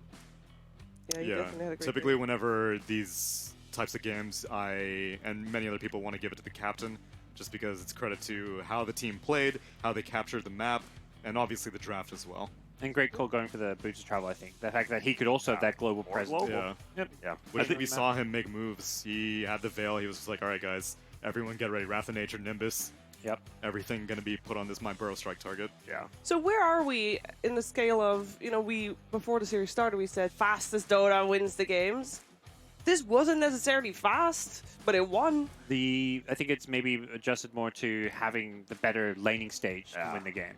I think so. I think you're winning the lanes, right? Dominating. You have a Nature's Prophet. That's where the Nature's Prophet first pick second phase comes in. Sand King as well. That's why I always like it. And even like the 1v1 matchup mid, like Arc Warden was crushing the Drow in their first couple of waves in terms of CS, so it meant Matu was forced to, play that bit more passively, sit back in the jungle, farm Ancients at 6. He just needs that bit more farm to catch up, and he never really did catch up or have an impact. I mean, out of all the top tier carries right now, I think Drow has objectively the worst laning stage. Like, Phantom Assassin can do a lot. Yep. Medusa can do a lot. The Sven can do a lot. Morphling does a lot. And I think that's why putting it middle is bad, because you don't mind putting in your safe lane. If you're leaving the level 5 or 6, you're going to lose that tower anyways, but if you put the Drow middle and lose, you're losing your middle tower, which is way bigger than losing a safe lane tower. Yeah. Another factor that we thought was going to win the game over for Liquid was GH's Shaker. Normally great in all scenarios, high ground defense especially. Why wasn't he not able to win or buy some more time for his team, or perhaps win the game for his team even? I think part of it is that global presence that we talked about. He was just very afraid to show himself on the map. Nearly every single time he was fissuring, it was a defensive fissure. I got to block out these people from getting onto my cores and stuff like that, which obviously it's a great utility of Earthshaker, But if you build like Blink Force stuff, you want to be blocking out the enemy team and being able to get kills, and that just wasn't happening. Even in the lane stage, she was often in the back foot. We've seen these shakers in the lanes dominate when they're setting up kills, be it in the mid lane or in the tri lane, rotating between the two usually, and he's got a Drow mid. That's not a hero you can gank for. I think that's a big problem. The Drow Shaker only, you kind of mentioned, she was like, you've got this crazy two of the most OP heroes of the tournament, and that's true. That's 100% true, but they don't actually pair well together with a mid Drow, because you almost always want to be having a mid that has kill threat when you have Shaker, because what your Shaker's like, oh, let's go mid to gank. Oh, it's Drow. I can't. Yeah. And now that I'm thinking about it, I feel that the draft comes back more play, because like the Arc to counter that, and then I feel the Zeus was just not to cancel like Earthshaker and Blink, just to know where he's at in fights. Like if you're just always throwing that ult or Nimbus and you find him in fights, it doesn't matter. Like you're always gonna have someone who gets on top because of how much global presence you have. And the more I look back at it, man, that was a good draft. It was a great draft. It was very well executed as well. It made the game maybe a little bit straightforward once the laning stage was over. Liquid, obviously, they still had hope and believed and pushed hard. Was there any scenario in which they could still take the game after the laning stage happened the way it did? GH Shaker, you never know. It came down to him, and he had probably one of the worst games of the tournament, and that's the thing. Like, if you get a big ulti, Miracle was only it was 26k to mid one's 28k on a jug. Like, he was farmed enough to win that game if he had one other person helping, but it was tough. They even had a tie, so their team fight was there. Yeah, it was insanely good. The Jakiro as well, one of the best like late game supports. Gold per minute plus Ice Path is really good. The problem is Arc Warden's one of those carries that is the best at avoiding team fights, or if he's team fighting, it's with his clone. And he fed quite a lot of gold from that Tempest double, but that's okay because you're better feeding that than your own hero's life. You know, it's one or the other. It's this compromise. And it's all about what he was achieving, which was shoving out lanes, doing high ground building damage with it. And it looks bad when you see how much gold he gave up, but it ultimately is what wins him the game. And now yet another hero we have to add to the list of mid one capable micro win game heroes. These first bans, I am very curious, or even the second phase, because Arc Warden twice in a row, it's not that cheesy pick it used to be at last TI, it's just a straight up, I'm doing good in lane. It isn't. Yeah, on Secret. Yeah. I would say with that draft, I mean, Secret drafted very solid, had some good answers, but it was much more Liquid kind of drafted in a direction they should not have gone. Into the corner too, like definitely credit to Secret, but I think Liquid their adjustments isn't to change their bans, it's to change their picks. Yeah. Okay. Whereas with game one, Secret was like, we need to change our bans. We can't beat this Morphling. Like they picked something that we couldn't beat. Liquid would be like, we picked something we couldn't win with. All right, this was one of the first times we saw Zeus on the main stage here. Was it a good enough showing to to see him again? I think it actually was just picked to have vision of the big heroes like GH. I mean, if they get another Shaker, I wouldn't doubt seeing it. But it's one of those heroes, it just worked well because they got all those Eth Blades. They did so much magic damage. It kind of was just a best case scenario for it. Look, you see him looking at I love it. They always look at the net worth and you scroll over and you're like, that's where we started losing. I think the biggest concern for the Zeus early on was how his laning phase is going to go for Secret, and they crushed it. I think big reason again is back to the Drow Rangers. So unless you see some not very strong laners coming out from Liquid, I don't think you'd see Secret being as confident to pick up the Zeus. It also was a hero for Yapster that didn't have that direct stun that we kind of wanted to see from him, but it worked out nonetheless very well, actually. Because it was active. Like, he didn't have the stun, but he was very active. Like, he roamed middle as a Zeus, he stayed down the bottom, and you're just like, oh, yeah, I guess you can do that in Zeus. I hope it doesn't happen in my pubs, but you never know. Going into the replay just to check that one moment where you wondered what happened there. Yep. That's what they're doing, man. And they're really talking about it. A little bit longer break than we Sounds to me like they're like, what if we don't have to ban Arc Warden this time? Yeah. That's it. How did this Arc Warden beat us? I mean, Arc Warden was still second phase picked. Are you getting to a point where it's going to be first phase then? I don't think so. I think it'll be banned in the second phase. I don't think they're going to take it in the first. You guys? I don't know. Right now, our understanding of what Secret's doing is they're picking Arc Warden against Drow. So if they're not picking Drow, then you're maybe not worried about the Arc Warden as much, and you're open to pick a lot of those cores that counter the Arc Warden theoretically. So we know Team Secret has made a strategy around dealing with the Drow Ranger on the enemy team. Do you think that's the same way the other way around? Because we haven't seen Secret pick it either. This series. Nor do I think they're willing to. That's why I'm on board with everyone else saying, like, if Drow doesn't get picked up in the first place, she's just going to be ignored by both teams. It's gone. Because Puppey and in the earlier series did not necessarily seem like a handcuff to like a Drow strategy at any He point. didn't care, Yeah. He seems like one of the few captains who I think agrees with you, Gods. It might just be an overrated hero. Like, it is very good, but only in like these certain situations when there's not like these defensive Eth blades. Not only that, they had the Sven armor as well. It was just not a good Drow game at all. And there are not good Drow games, apparently. It seems that is the case. Also with the last pick, Juggernaut, of course, a hero that doesn't benefit from the Drow aura. You said earlier maybe it doesn't matter, but it seemed to matter.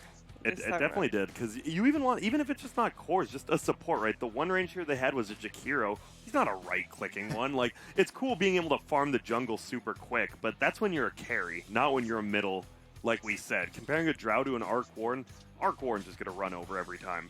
Tell me attack speed Jakiro isn't a viable build. You know, maybe if we get it in the offense. Octarine core to lower your liquid fire cooldown. Got a cast range talent on that, or attack? He has attack range talent. The Yeah, attack he does. talent. Just Let's set go. it middle. Okay, Let's go, okay. Jakiro with the Drow. All right. Send it middle. I mean, when it first came out in Dota 1, it was a middle hero. Really? It started with 900 HP, highest rank gain in the game. Whoa. Yep. And he was still an int hero? Yep. Crazy. Yeah, very much. Oh, looks like they're getting ready here. Oh, yep, that is smart. I believe Is that that's the puppy Yep, camp? that's the puppy camp. You noticed during the game, he was a little bit too tall for the camera. Yeah. It was the goatee cam. Yeah, I loved it. No. But I'm trying to think, is there any heroes we're just missing? There's a chance I still think Liquid, they might set up to try to brood someone. I feel in the best of 5, Not getting a bad. brood game is always good. But the problem is Secret doesn't pick Drow, and that's when we've been seeing most of the broods, so Yeah. I don't know. What And other it was, crazy? well, 2 games with Sand King too, which is one of the better brood Yeah. games. At least if you want to run it as a 2 or 3, you can send it against brood mid. Yeah, that's true. Now, I know all of you came in here with expectations about how these two teams are going to perform and what type of Dota they're going to play. Is it kind of following your expectations, or is it something completely different than what you thought it was going to be? For me, both teams are being way more stubborn than I thought they would. I thought we'd see way more dynamic drafts, but Liquid's picking Drow, and it did well for them in Game 1, not so much in Game 2. Secret's picking Arc Warden, did not do well for them in Game 1, did well for them in Game 2. What do you mean by dynamic draft? Sorry. I expect, like, not so many repetition of heroes. Okay. You expected a lot more. Okay. Exactly. Like, Game 2, like, just throw everything out the window, because, these are 2 top-tier teams, so, like... You think, and they're in a regional, right? You'd figure they know Exactly. each other. It's gonna be. I agree with that. Yeah, I'm surprised they haven't as well. I thought Secret, they just after Game 1, I'm like, oh, did they just not show up today? It could have been like, what if it was just a bad day for them? You just go 0-3, but they showed up, and it's not the case. So I'm pretty happy with what's happened so far. They both shade they can play Dota, but I want to see a closer game.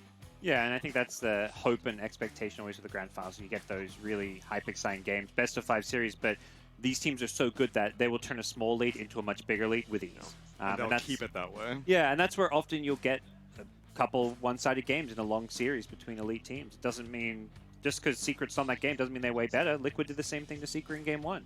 Yeah. Now, I haven't asked this the entire series so far, but now that you've seen both teams win, who is your favorite? That's a good question.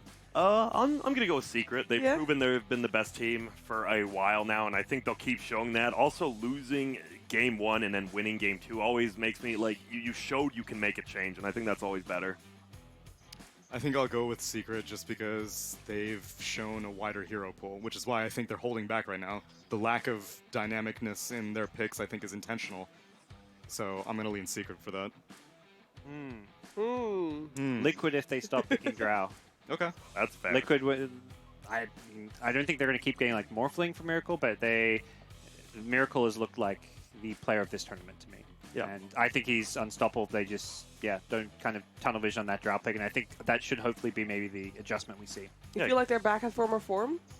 It feels like it. Close. They are very. I mean, they won TI, so obviously, it's pretty hard to reach Yes, that super that's high true, form again. that's true. But going back, you said Miracle. But I agree with you. Even this that losing game, he felt like the best player in the game. Like Miracle is gonna have a good game, but that's the problem. GH didn't have a good one. I feel, think that's recency bias. You think? You Why? see this quad rampage, and you're like, of course. No, it's no. Miracle. Even he just played a Juggernaut, as we said, and kept up with an Yeah, Arc you just Warden said a series without of- being in it.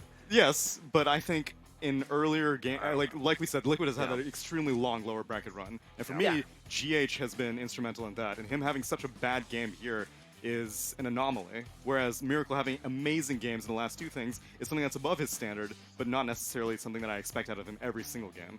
All right, he's a Miracle hater. That's all I'm hearing. I started ignoring him. MMR's just a number. Yeah, all right, that's matter. all I know. Liquid fans, find him on Twitter. At Tsunami. Yeah. Go roast him for us, please. What are you talking about? I'm praising GH. I'm praising a Liquid player. Dude, Liquid fans is Miracle fans. Come on, Yeah, the you know program. that. Yeah, come on. So which would be the greatest player of all time for you? In this Of tournament. all In this time. All tournament. time. Oh, all time? Well, I'm asking for the GOAT. GOAT. Oh, man. Are we talking individual skill, or are we talking like? Because obviously it'd be Puppy or Kuroki. Whenever I think Yeah, GOAT, I think longevity. Yeah. And once upon a time, it would have been Universe. Although recently, It's been rough. It's been rough. And so for someone who's had to maintain top tier consistency, I think Puppy. Do you think Puppy? I think Puppy. there's someone else that makes a good case for that exact title, and it is Kuroki. Yep. And earlier this week, it was Sir Action Slack's pleasure to have not your standard interview with Kuroki. A lot of content at Disneyland, but of course you guys are interested in the attractions. So I thought I'd do a couple of interviews, action attraction style.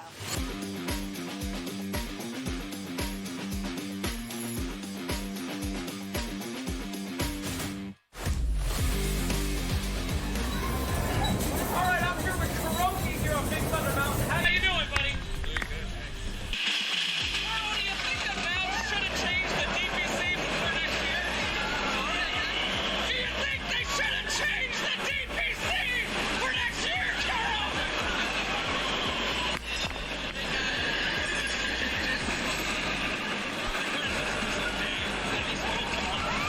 What goes through your mind when you're in the drafting phase?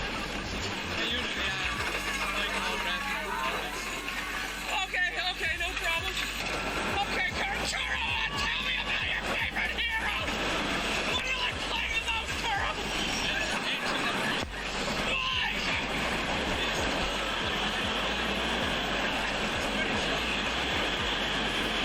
All right, great answer.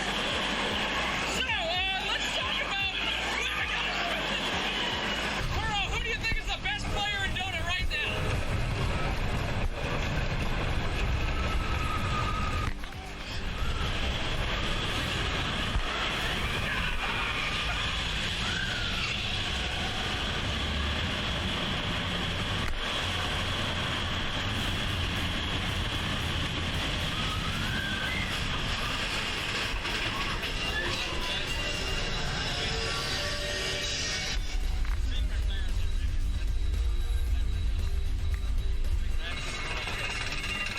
Okay, great, Carl.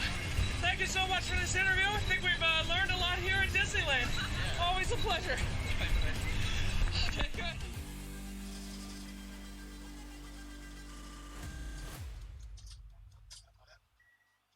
The most non-phased player. I loved it. Liquid. Yeah, he just sat there. Like, I like how he thought about it too. You know, he went through the dark cave and he's like, Yeah. Ramses is pretty good. Secret's okay. You know, Meanwhile, whatever. Matu in the background's Yeah, like, hey. right here, any second now. Yeah. And guess what? Ooh, we got a guess draft. what? We have a draft. Game number 3 coming your way here in the grand finals of the MDL Disneyland Paris Major. Liquid, Radiant side first pick, Secret, Dire side second pick. And so far, Morphling still in the pool. We saw that first phase banned by Secret previous game. Also, another hero that we are expecting to see is the Doom and the Rubik compared to previous game. Yeah, I think they don't ban the morph because they are the second pick. You know, you're never gonna first pick it, but second phase or that second pick, you never know. We always see like a support plus a hard carry occasionally. Oh, they banned the drow. Wow, they're helping Liquid out. All right, Liquid got this game. We'll give you a freebie this time. I think the scary thing with Morph for me is actually maybe more so the first pick team. It's not because you're going to first pick it, but you second pick it, and then you can ban some of the heroes that deal with it. Yeah, there's the Sand King. They take it away. Zai will be playing a new hero. Team secrets. And there's the Enigma and the Doom. Wow. Instantly. So with Rubik banned out, these two are easy to pick. RMN actually smiled when he saw those two picks. Wonder if he saw that coming. It's tough. Do you just take the Nature's Prophet? I would. Nature's Prophet, Sand King, even versus Enigma, Doom, it's not bad. Yeah, the Prophet and the Morph are the two that stand out to me the most. Yeah. Shaker. 10 seconds remaining. Shaker banned. It's banned. Oh, yeah. it's banned, you're right. Yeah, Secret, they're like, it's interesting, Oh, right? well, then that means 'Cause that Nyx is free. But yeah, it's still No, is. Nick Sand King, I think. Bit too much overlap. They do the Morphling. Nice call, Gods. It's just being your bread and butter carry, and you're going to have to reveal your cores before Secret because they've got last pick of the draft, so why not just pick it now? And Morphling, last time Liquid Miracle proved that he was more than willing to build the Lincolns early on, so Doom's not even that big of a concern. Yeah. Funny, though. Oh, go on. I was just going to say, the pace that Doom Enigma play at actually can give Morphling a pretty good early game free farm start so that he can have a good game and get involved. Yeah, it's funny, these Lincoln's builds, like, they used to be like, carries players like, oh, Lincoln's Morphling so bad. It used to be like the only item you'd get, and then for a while it's like, just never get it. It's bad. It's too slow, and now it seems to be the most popular item again. Yeah, after that Morbid Mask build fell off. I still think that build's really good. I think people are still, people are still going like Treads, Double Wraith, Morbid Mask into Lincolns. I think we saw that 2 games ago, yeah. It's just too good. Being able to farm at 500 HP, do 200 damage and lifesteal, is pretty good in the jungle.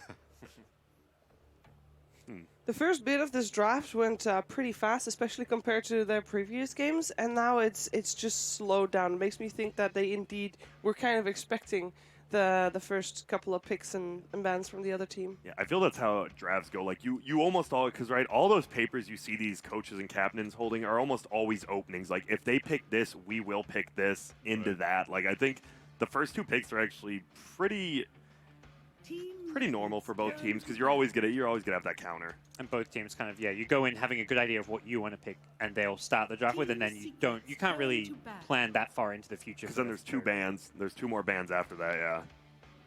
So Liquid, I think their discussion was very much, we want to take first pick so that we can second pick Morphling, and then ban to protect it, and then draft around what Secret do. And this time they banned the AA. They're like, all right, we picked it into that last time, but we saw, it is a counter. It straight up is, so just get rid of it. With the Doom on top of it, that just would be too much for a Morphling to deal with. And different positions to play it in as well for Secret. Yeah. Oracle goes on. I mean, the Darkseer was banned. I wonder why they banned the Oracle. I guess Oracle Morphling, it's just too good. You get the free save, so much heal. Never mind.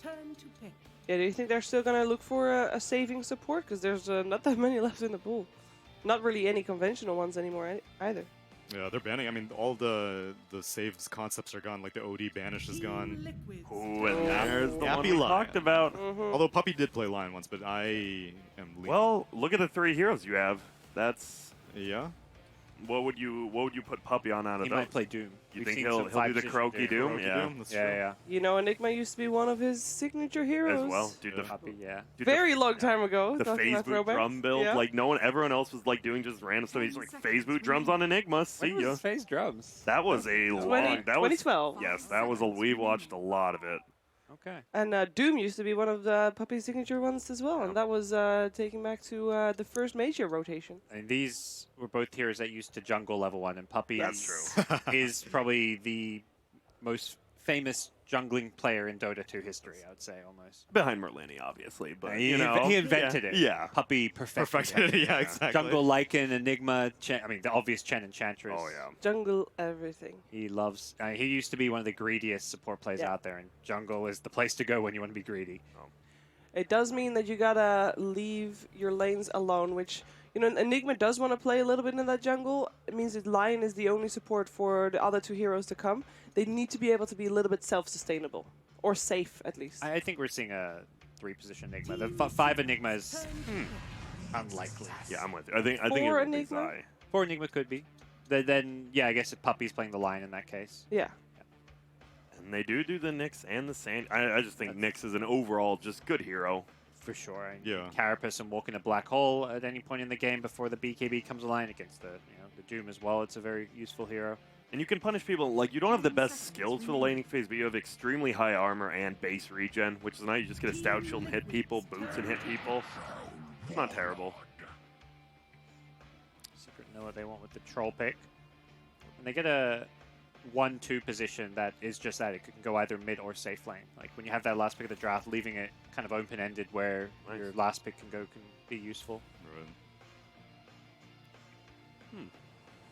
I like the troll though. It gives you, a late game that can. I still say morph. If you get to the late game, morph's probably better. But troll's one of those that can come online quicker than a Morphling, and if you get 6 slotted while Morph's still 4 slotted, you will just run over him. Yeah, you've got more fancies out of your other heroes in that sense. And right now, it seems like Liquid are very interested in bursting heroes down, which is why they're banishing out. I mean, they're banning out like the banishes of OD and the save of Abaddon. So why not get a carry who can inherently save himself through the burst damage? Man, that is scary. Like, what other hero do you want to pick on Liquid for like your middle or anything? When you're going into Lion, Doom, Enigma, it's so much just crazy disable. What's the the Matu pick? I mean, Lone Druid's still in the pool. Might be kind of greedy. I mean, you can go for Razor. Pretty good against Troll Warlord. Just take him for a walk with your static link. And you don't need kind of that initiating stun here. You've got Nick Sand King. Like, you've got plenty of control already. In middle, though, Troll actually does pretty good versus Razor because of the smaller thing, and you just go range for him. They go for it. I honestly think if they do Razor middle, you put Troll middle. I think in the side lane, Razor is way better versus Troll than in the mid lane. I mean, they don't necessarily... Well, actually, yeah, they probably will lane it together. Or you just... I mean, it's a good co-op game as well if mid one wants to play that. We'll see if it gets banned out. It is always tricky versus Nyx, but... Yeah, that's why, like, a lot of... That's why I love Nyx so much, because it just forces to, like, the Lina we saw in the earlier series, GH's Nyx was just like, no, you're not allowed to cast any spells to get our creeps off your barracks. I'm just going to sit here and carapace everything that you do. These drafts are... They're feeling a little more even for me than two of the other ones. And then again, I also said that I loved Liquid's draft last game, and they, got handled, so... Even. There's a Miracle Morphling coming out. Well, there is. You're right. But we said that about the GH Shaker last game also. Yeah. You feel like this one fits better already? Like this Morphling fits well in this draft? I mean, Matu, Razor, and Morphling on Miracle seems to be like they've done that so many times before. I do feel you're missing a lot of teamfight control in Liquid, though. Sure, you have the Sand King stun and the Nyx Assassin, but your Razor and your Morphling don't give you any control. Obviously, Morphling can take over some, but like just naturally, they have less team fighting. They're last picking their 5 position here, so we'll see what that might be. Never a fan of that. Is that necessarily true? It could be a Croaky Nyx, Yep. I think. Yeah. Sure. And that seems to be what Secret think. Shaman could be in a 4, so absolutely. And Shaman, that actually gives you some team fight control as well, and some push, because they are lacking in the push as well. Like, you have a Morphling who, sure, can hit towers, but none of those other 3 heroes want to hit towers at all. 5 seconds remaining. And also, most of the typical heroes that people have been picking against Enigma, like the Jakiro or the Grimstroke, these heroes cannot deal with Eidolons on the side of Liquid that easily. I like the Naga ban. It's like you have the Troll, he is going to be your carry. The Naga would just split up the map a lot like an Arc Warden would do. Another hero that can slow down team fights. Another hero that gives you a disengage. I wonder if Liquid want to consider something to actually be able to stop that BKB black hole for the late game, because they do have Morphling, which suggests it could go late game, and 10 seconds remaining. you may want the Bane, the Wyvern type heroes. Wyvern. Yep. Good call. And that does deal with Eidolons. That was something you mentioned out of the support. Very so true. level 1 Splinter Blast is typically what we see now on Wyvern over the Arctic Burn, unless you're going for like a Courier Snipe, and you're quite a strong laner at level 1. I do like the late game support. Like I love the Doom Enigma line because they all scale so well into the late game. Is like these supports, right? So the Morphling is the overall best carry, but then you look at the supports and it's just like those guys are scary. Like any of them with BKB refreshers are just insanely scary. Yeah, that's why I can understand Liquid banning out the Naga Siren. They don't want to have to deal with having to go late. Secret Arc Wardens, I would laugh.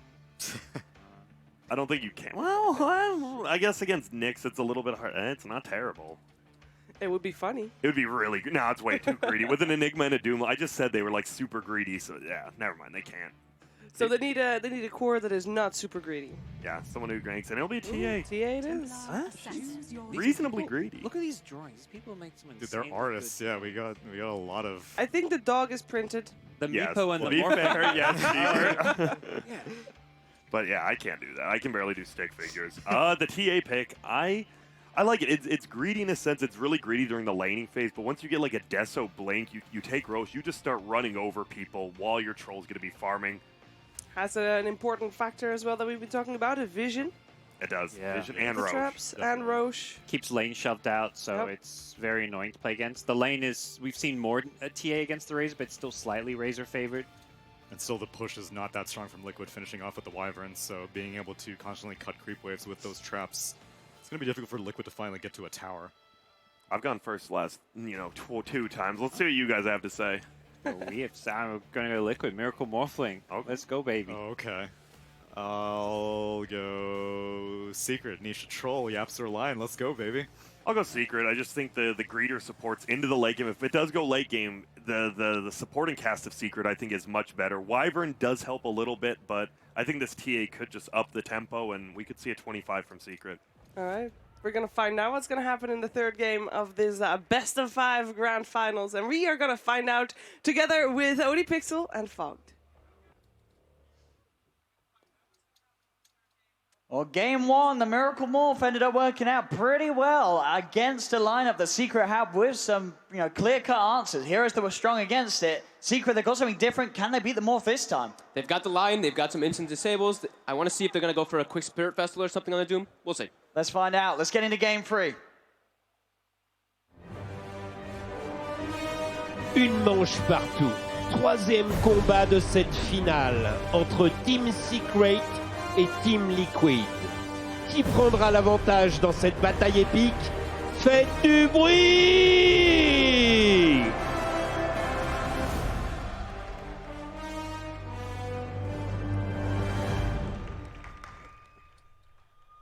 Let's have a look. Game 3, 1-1 at the moment here in this best of 5 grand finals between Team Liquid and Team Secret.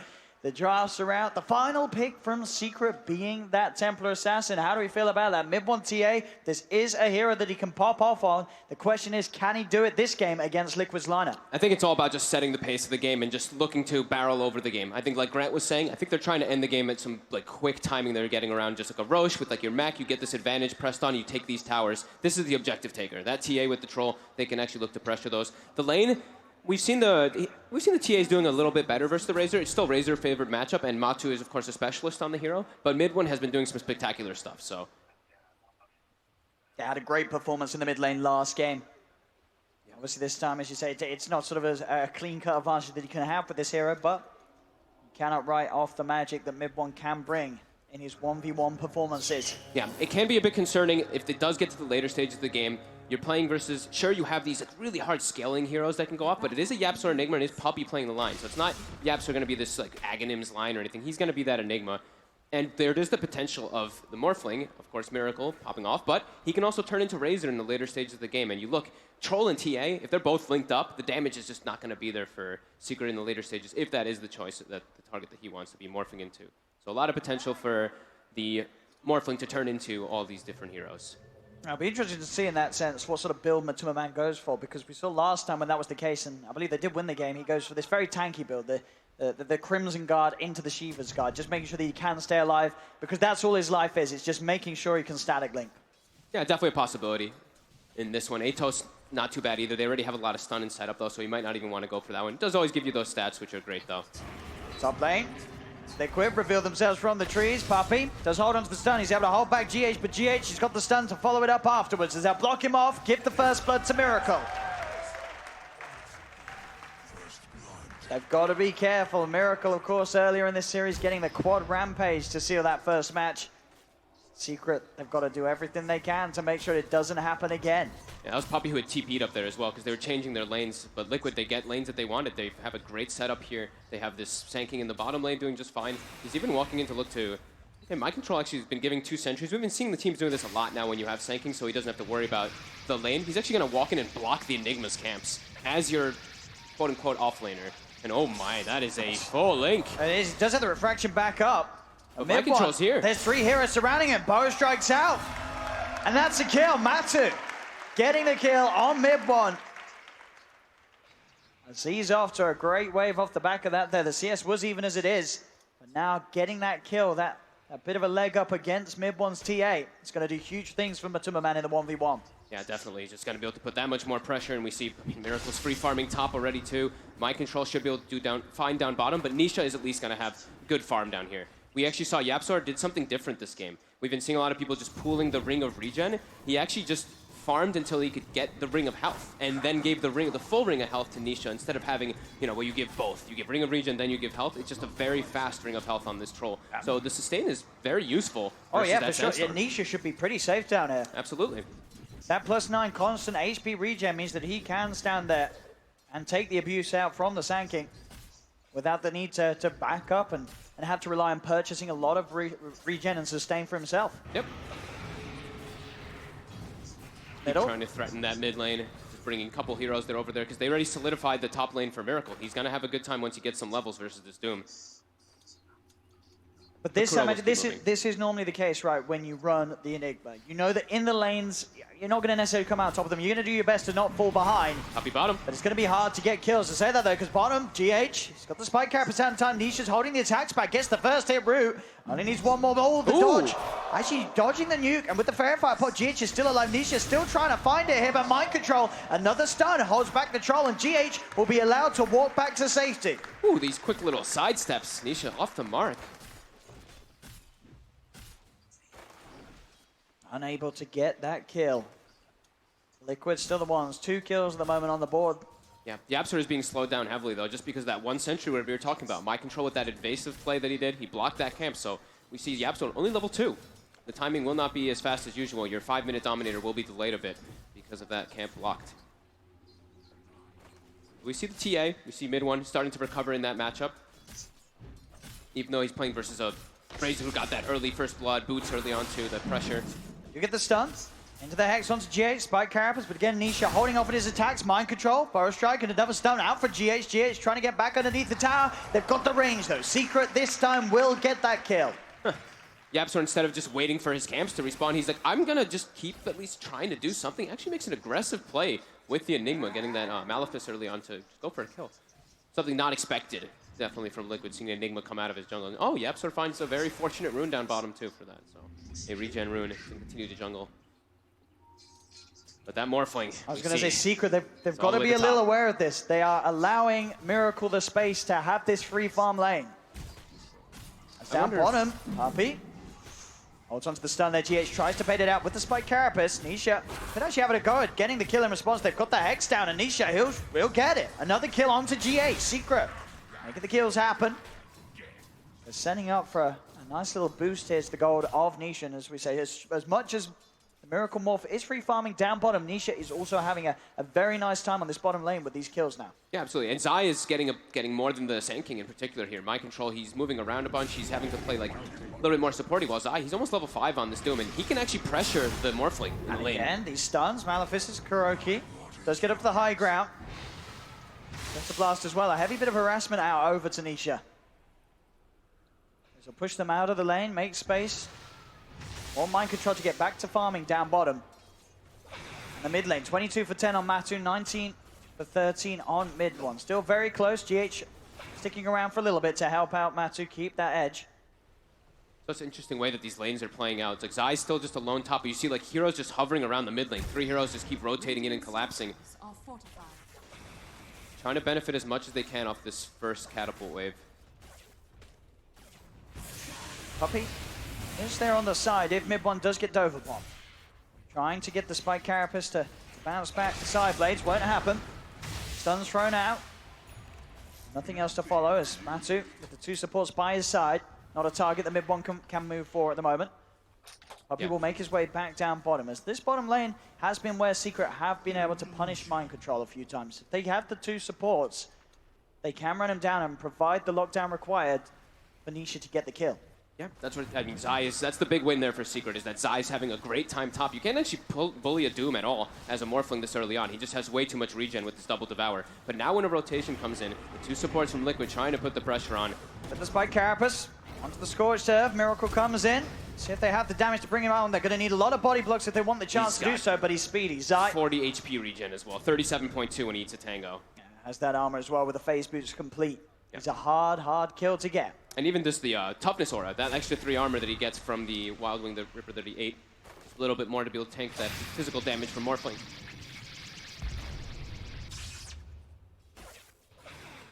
That mid lane, I mean, definitely despite the fact that mid one did get taken down earlier. He's out leveling him. He is. Just because of those denies he's able to get He's so back in. many.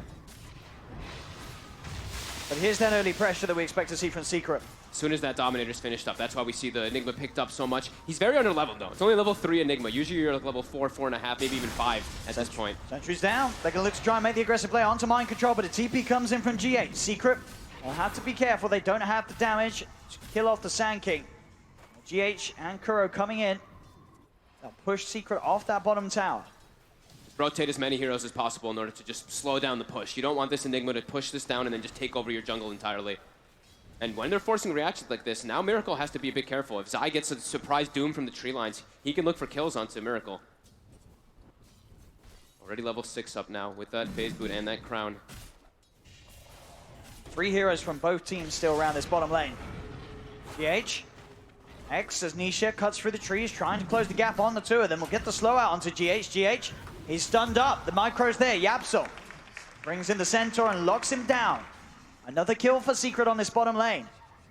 Yep, they're putting pressure down bottom because they know Zai's doing great top. And Miracle's now starting to back up and actually just have to farm jungle because there's that risk of you dying. You just get caught off guard once. They might have to actually start to do some rotations, maybe try to pressure and kill this Doom so Miracle can have a home again. They're actually going to bring Mind Control, and yeah, that looks like it's going to be the move.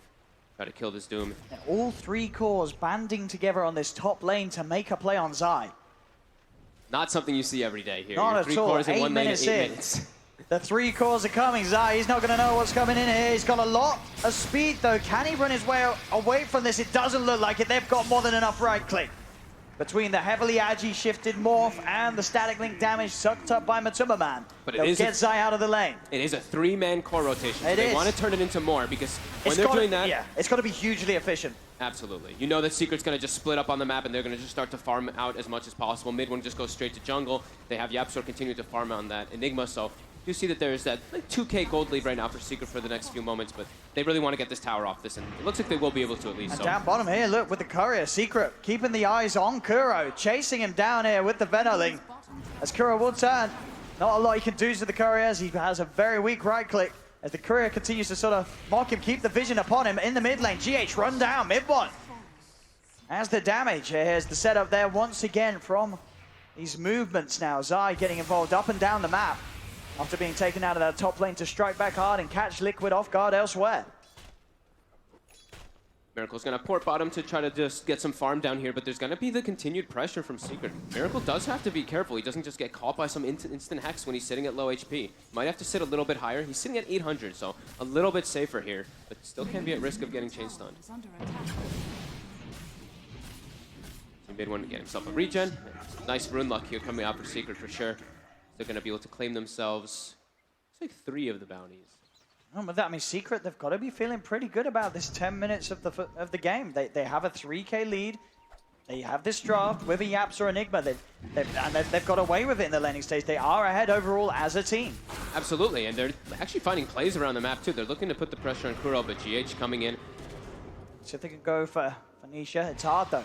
Puppy and Yaps are by his side. They can't punish the troll or punish Secret for being this deep in their jungle. It's such low-level supports in this game. It's a level 4 Lion. The Enigma now hits level 5. Usually you're much higher level because you get that free jungle, but then look at the supports of Liquid too. Even though they've been giving some lanes, it's a level 4 Nyx and a level 4 Wyvern as well. Already almost at the 11-minute mark. They're going to eat their tomes to get their 6, at least one of them, but yeah, just a lot of rotations around the map. And oof, GH, careful with those side blades.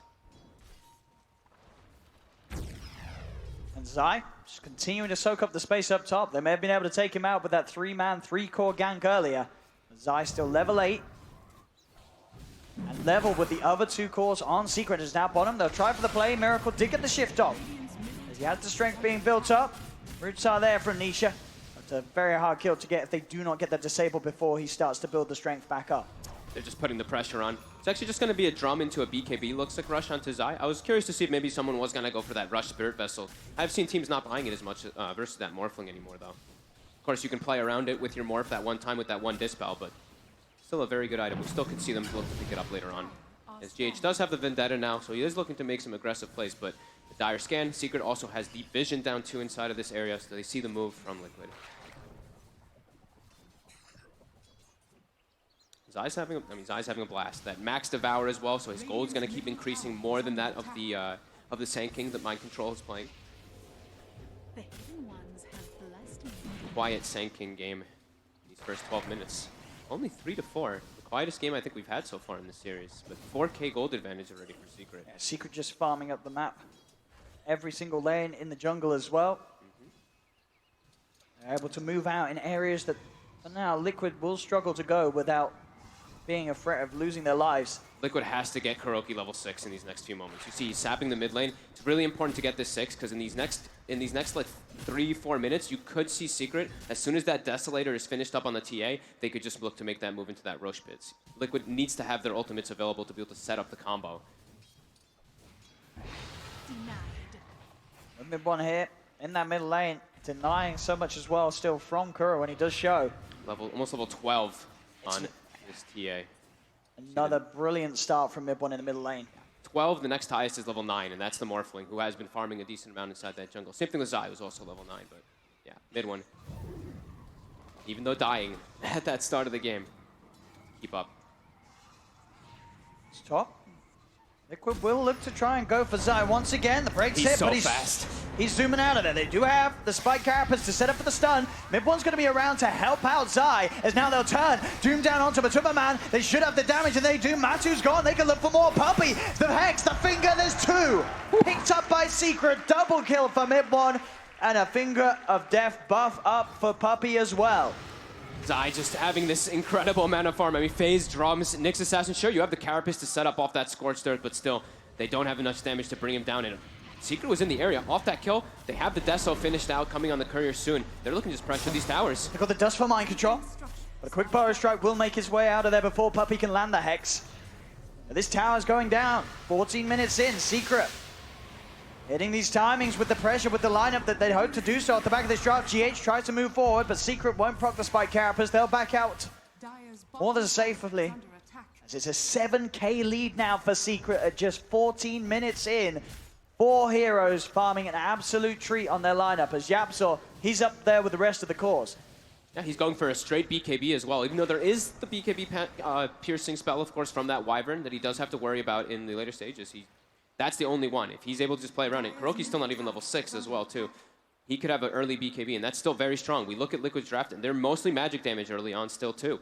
It does take time for that Morphling to ramp up, especially because he's been slowed down a little. These cores are just so farmed on Secret. Niche has got his Diffusal Blade complete. Already. They've got Dust on GH. GH, he cannot run away from this one. He's being blocked up. Will turn with a stun.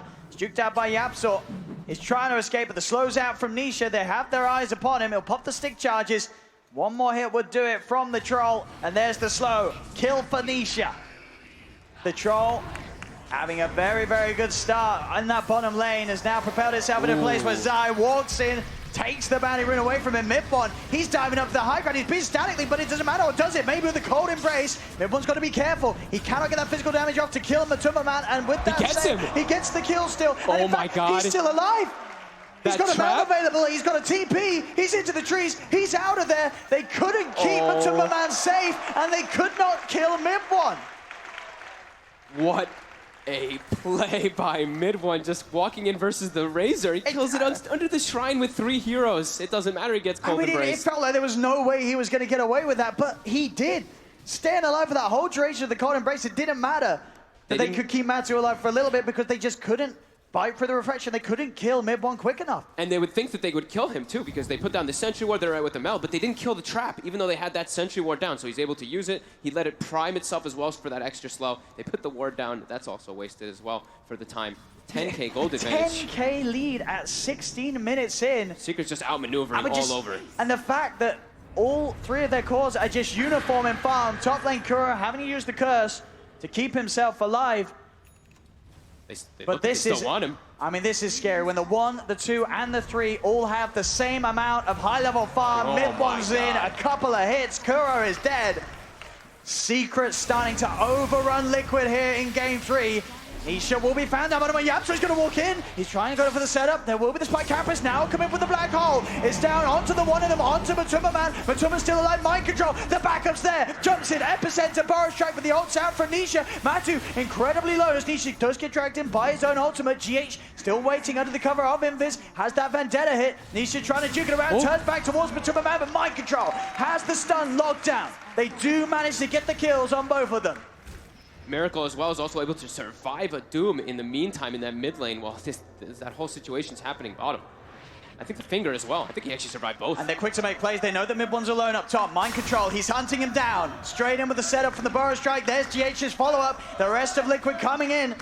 They're in a 9k gold deficit, but they're hitting back hard. Mid one, he's able to walk away, though. They couldn't get the rest of the team in time, as Zai was there making sure Matumaman had to hold back. They'll turn towards the Doom instead, but Zai, so incredibly tanky with his drums, Ogre Glove and Phase. It is 4 heroes being down onto him. Can they kill him? There's the drums pop, the Scorch Stuff as well. Zai can walk away. Another curse holds him in place, but mid one, Yapso and Puppey, they are there to help out. Nisha's also come across too. Mind control tries to track it onto mid one with a turn. The meld hit. Mid one claims the kill onto mind control. Zai will finally fall. The secret, can they look for more out of this? GH, Matsu, and Kuro all relatively low. Stun out from the Mud Golem. They're up to the high ground. Miracles playing around with the supports on the backline, drawing their attention away from the rest of the team. The Spike Carapace, though, they're in. Miracle, he's stunned, he's rooted. Miracle cannot escape. Another kill for Secret.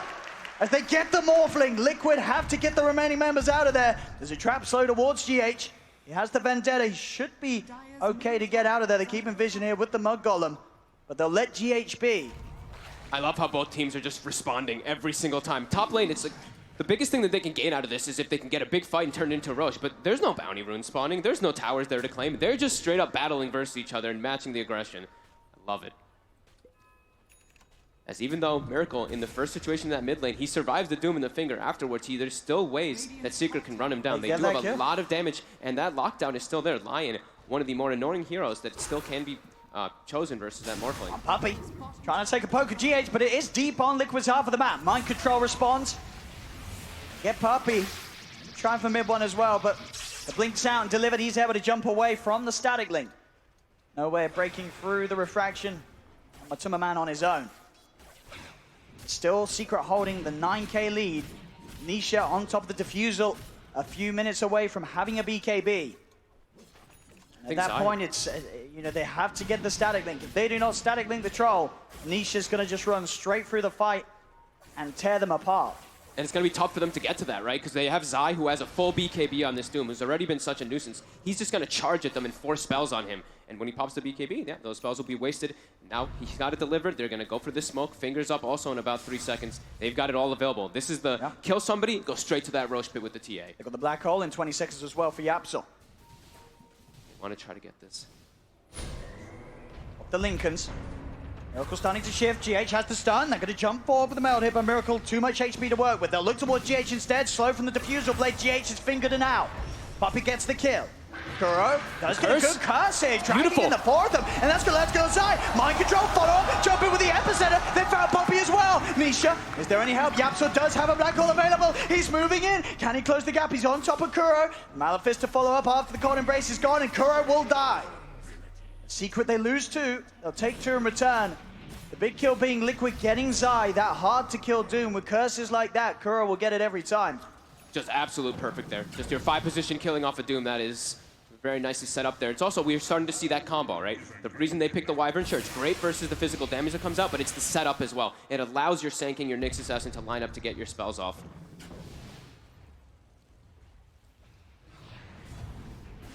Mid one. We're going to see some like a triple BKB timing coming out from Secret pretty soon. Liquid, they are still mostly magic damage like we're mentioning. The Morphling's still going to be able to pack that punch, but these disables are what they need in order to actually be able to stick on a target to get that physical damage. And mid one still has some time before he has it, but the other 2, the Enigma and the Doom, will have that ready. And even though they are that 10k behind, in these fights, they're definitely showing that with the lineup Liquid has, they can still find these pickoffs. And it is not necessarily easy, even though Secret have this very large early lead. Yeah. Their heroes still do a whole lot without the need for a lot of items, Liquid's lineup. They still have this very strong Morphling, but this is the pace that Secret wants to be setting. They want to be playing very aggressive, getting that early lead so that they can get that Roche and just keep pressing it on. Don't want to take it too late versus this Morphling. Unless you have a huge advantage, then it's, you know, you'll have the items to make up for the fact of the matchup discrepancy. But they'll always have the Lion. That's the important thing. They will always have that Lion versus that Morphin, that long distance Lincoln's break, and also just that instant disable. If Puppey's ever able to get an item, which probably won't happen until he gets his GPM talent. Dire are scanning. That's Liquid. Any sort of downtime, as long as Miracle can keep farming. Just Don't don't be let... happy. If he gets that E-Blade, that's the point where they can really turn up to the fights. Kuro, if he can hit sort of 2-3-man curse, Miracle could straight away get to the backlines and take one of these supports out. Ideally, even someone such as the Lion. As long as he can get rid of Puppey before Puppey gets his skill set off, it'll make the fights a whole lot easier for Liquid as a team. Yeah, they just still have to be careful. You see, they understand that they have to be playing together, because if they make a mistake and someone gets caught off in this game, the Roche can just get taken and the whole game explodes, because then it's a TA with a BKB, a Blink, and it just changes everything. So they're all smoked up. They're sitting behind that mid lane, hoping that somebody would go on that Morphling there. But all of Secret is in the area too. We were talking about how these teams, they really just want to battle each other. Yeah, Secret have to be on guard all the time to make sure that they do not allow themselves to be caught up by the curse. It happened once this game, catching 4 of them. You can only imagine the Secret are going to be more prepared for Kuro and his movements. They always have like the traps that can be placed down to at least see in the backlines, but we've been seeing Kuroki buying so many sentry wards. You look at the map right now, and he's just placing them just in the lane to make sure that there's no trap to provide that vision on the backlines. They've got the Blink Dagger now, so now Secret also has a better way of initiation because they didn't really have it before. They were kind of just walking into the fights. Now this provides double ways of jumping with the TA and the Doom.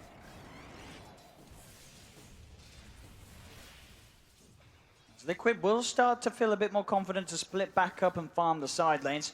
Not too far away from that mid lane, though. You see, sure, the Sand King starts making his way toward top to push it, but the rest of them are sitting around that mid lane. You can see the emphasis about just Roshan. It's all about this Rosh in the next few moments. But mid one, he's got the big item, BKB. Gold, just under 50 gold away, and it'll be out. It's a big timing, yeah. Triple BKB, they can definitely look to run at Liquid as they do not have... They don't have theirs at all yet. Found Kuro, jumping from Zai. It's Kuro. He will be left behind by the rest of his team. He does not want to use the curse. He'll only use the embrace to try and slow down the time it takes to kill him. Mid lane at the same time. GH tries to move it onto Nisha. Mass TP's coming in from Secret though. Slow won't quite clip onto GH as he's able to haste his way out of there. Waveform back to safety by Miracle. See how Puppey also saved the finger in those last situations. He's trying to save it to go for that big target, go for one of those cores. Particularly the Morphling, just that extra burst damage. And you see Liquid immediately start backing up in Secret. They press their advantage when they have even one kill. As long as they have the Wyvern, they know they can at least push over to get some towers because there's no easy setup. But GH is going to get the courier. He's got it. We'll take the courier down. Did not have anything on it at the time. He may be in trouble indeed with Mid1 and Puppey. They're hunting, they've got the slow. Puppey will have a Hex available, so they can wait out. A Spike Carapace stun him down. A cold embrace from Kuro for the high ground. Doesn't matter. Not this time. That's why he had the finger saved to deal with that sort of counterplay. And Mid1, he's trying to jump in with the BKB. He's looking to commit onto Miracle, but Matu has got the static link going on the TA, so Mid1 will continue to chase, but his damage getting heavily limited. Mind control, Burst Strike down to the low ground. Mid1 now getting jumped on Miracle. He pops him. That's Mid1 dead on the TA. The Doom's down onto Matumbaman, but the Matumbaman, he stole so much damage here. Zai will survive as he's able to pop the BKB and get away. Cold embrace, keeping Matu alive, but he should still die as Nisha has the lockdown upon him. Mind control's trying to get him with the epicenter, but he cannot close the gap. Now he jumps in. Winter's Curse used by Kuro to hold back Nisha. Stun from Zai. They're on top of Mind Control. Miracle turns. The Zap. He just got the E-Blade. He's got him. He's got the kill under the troll. They've lost 2 cores on Secret, and now GH, the stun set up onto the Enigma. They'll get Japsor as well.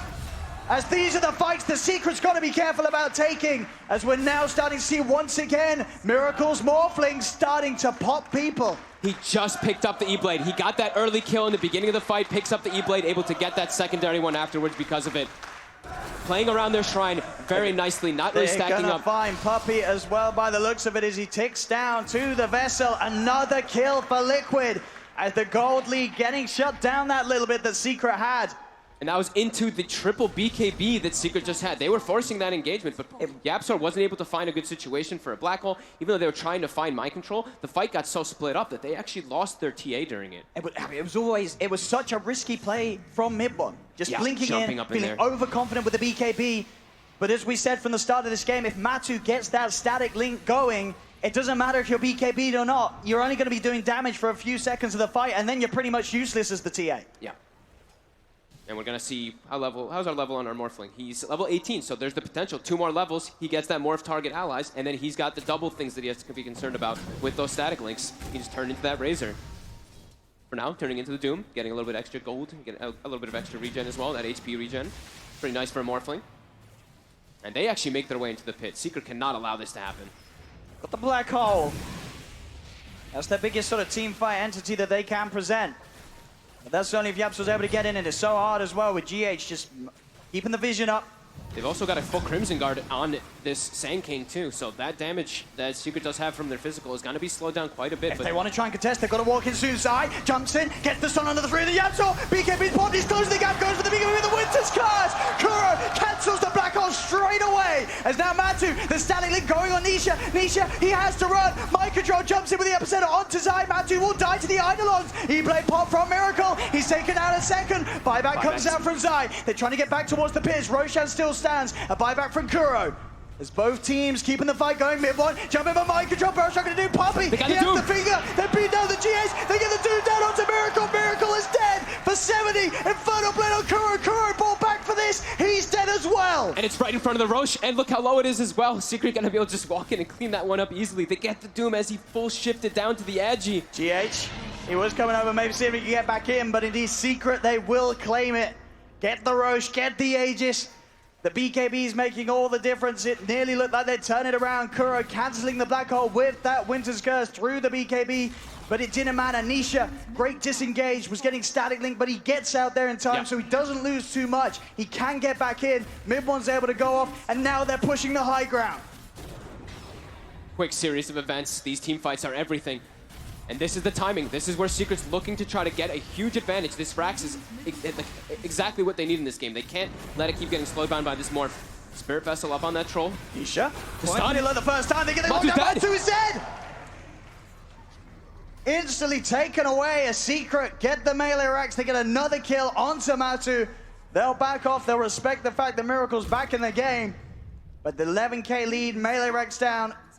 This is Secret back on track. Their lineup, they've got to play from ahead, and they're hitting the timings. They continue to do so. Yeah, absolutely. And we're seeing them having, we talked about 5 cores in the last game. YapzOr becoming that 4th core as well on top. And Matumba, man, really getting slowed down in these fights. Sure, he's getting great links in most of the situations. He's getting really high links, but he doesn't have that crazy amount of farm so that he's really doing what they really want him to on top. They'll catch YapzOr. Okay. GH on the hunt, finds one. Same time, the Puppy. He's got the Hex, the Finger out. The damage is there as well. They'll kill off Mind Control. Get a core. Only losing a support. Secret continue to maintain hold of the game. Miracle's got to be careful as he shows in mid. YapzOr's kind of a core, though. I guess he pretty much is a 4th core at this point. He really is. But they're trying to take advantage of that. They do have the buyback on Mind Control as well. If they want to try to force something, they're smoked, looking for something here. See who they can get. Puppy would be nice, but mid one would be sweeter. Spike Carapace, but Puppy reacts straight away with the Hex. Whoa. He's gone. But they get more. Zai on the high ground. Bleaks down, goes for the rune. GH has got the opening stun. But no one else quite close enough to follow in and try and lock down Zai that furthermore. Zai will walk away. Liquid do push Secret back off their half of the map. Liquid just has... I mean, Miracle remains on par with the farm of mid one. It's just the fact that everybody else on Liquid is that far behind. Both Mind Control and Matumba just struggling to stay on the same level as Farm as YapzOr, considering how good of a game Secret are having. Yeah, 1v5ing as a Morphling is very difficult. They still always have the benefit. But it can be done. It can be done, but it's hard. I mean, this Troll and this TA, they do have tools to be able to deal with the Morphling as the game progresses to later on. That Troll level 25 is still a pretty big force to be reckoned with. That Battle Trance, strong Dispel, anytime you get locked down, you're always going to be able to get out of it. And he's also gone for the status resistant builds too, so still a couple levels away, but they're very strong right now as he has the full Satanic finished on top too. They've also even started to get items on Puppy. We were talking about he won't get items until he gets level 15. He's got that GPM kicking in, so Glimmer Cape 2 now for this support. And he's going to continue to scale as this line too. Secret are out hunting as Miracle shows himself in mid. The smoke, Secret, and they get a wraparound. Liquid grouped up very much behind Miracle. They are prepared for this. Very hard, as we've seen, for YapzOr to make any sort of black hole play as long as Kuro is in the back lines. They're so strong right now on the side of Secret with this, with the Aegis, with all these items picked up that they did from the last fight. 14k gold. Side. He's in. They found the first target. Kuro's gone. Now they do not have to worry about that curse for 40 seconds. They've got the lanes naturally pushing into mid as well as bottom. Nisha walking up toward that high ground. It's going to be hard for Liquid to push this back as just 4 heroes. And into all the potential ults of Secret. The tier 3 tower's taken. They're onto the barracks. They'll stun up mid one. There's the jump forward, trying to play around with Nisha. But he'll continue to siege. 15 seconds and they'll be back in. Yapso jumps in, the black hole. There's He's no got the Wyvern. two of them. They're focusing down straight away onto Matumamani. Gets the BKB off. Matu will be able to get away. The stun coming out there from GH will hold them down. Fingers out from Puppey though. Mind Control's dead. They'll lose GH as well. The racks on the bottom lane cleaned up by Secret as they break the base once more. Miracle trying to chase. Getting that He's link got going. that static link going. It will pop. Nisha the ones, but Getting now the Doom. They've got to try and get him out of this one. He's in a lot of trouble. Puppey will be found by Mind Control, but Nisha in and on top of the Morphling. Cold Embrace from Kuro will buy some time for Miracle, but Miracle's still doomed up in so much trouble. He's out, he's dead, he's gone. No buyback available for Miracle. And Secret, they'll collapse into the base on top of Kuro. Kuro's out of the game without buyback as well. They're just so beefy on their 3 cores on this side of Secret. Even Absol just getting the opportunity to get a black hole because the They're Wyvern's going for dead. the game They're here. going for the game. They don't know have, that they can. They can't go for top. There's just tier 2. So There's no hit those buybacks. tier 4s, no buybacks. Only Mind Control and Matumamani left alive to try and hold against the 4 of them. They need some ridiculous sort of 4-man burrow strike, but it's not going to happen. Secret positioning themselves smartly. Matu will try and charge in. BKB is pop. They are on top of Nisha. They get the static link off. Matu trying to continue Big to one's chase. beating But on there's him. a lot of damage from mid one. Matu's dead. He's out. Mind Control as well. Will slide back to safety. GH is back in 8 seconds. And Secret, they'll look towards the ancient, looking to finish it off. They will have a curse available in a couple. Kuro is going to be back in the game, and it actually looks like Liquid will live to see another day for now. This game won't end quite yet. But such an accumulation that Secret has gotten 24k gold lead, so many items picked up, level 25 already on Templar Assassin, the new level 25 TA2. We've been seeing it more often, but getting this new Bash talent we've been seeing people pick up, it's really interesting too, because it just, it pierces those BKBs, it just catches people off guard a lot of times. And oh, a DD rune spawns right in front of Rosh Bit with Nisha, but Rosh is still done, so. I mean, Liquid, they've got to be breathing probably a small sigh of relief. They're not the greatest, they are still in a very tough situation. 24k net worth down, 2 sets of racks gone away. But being able to push them back there, that final sort of hold between the two of them, it is enough. They keep this game going, and they have another chance, Fogged. But they still, it's just so hard because of these triple BKBs. It really is, because they can't get these disables, and Secret just runs at them. They just literally just collapse on top of them, and now I believe they actually have the 4th BKB. I think Nisha also has his finished up, and a DD in a bottle too. Secret's gonna need some miracle type of play here. If they can get a good curse, if they can get curse and then just some follow-ups before the BKBs go up, he has now got the Blink Dagger to help him do that. Yeah, so yeah, that setup, if they can get it with the follow-up afterwards from like an epicenter, they could have the damage to be able to look to bring it to Secret. But we do see Secret still backing up, looking to pick up these next few items. Yapsor, this is the most crucial one too for him. It's gonna be the Lincolns next. Lincolns plus BKB, no way for Liquid to actually cancel that black hole now if he does go for it. And it's finished. He's going to be looking to end the game in style. Yeah. You've got to watch out for this Enigma. Dire are scanning. They're scanning down bottom, Mind Control, able to push that bottom wave out pretty far. Keep it away from the base.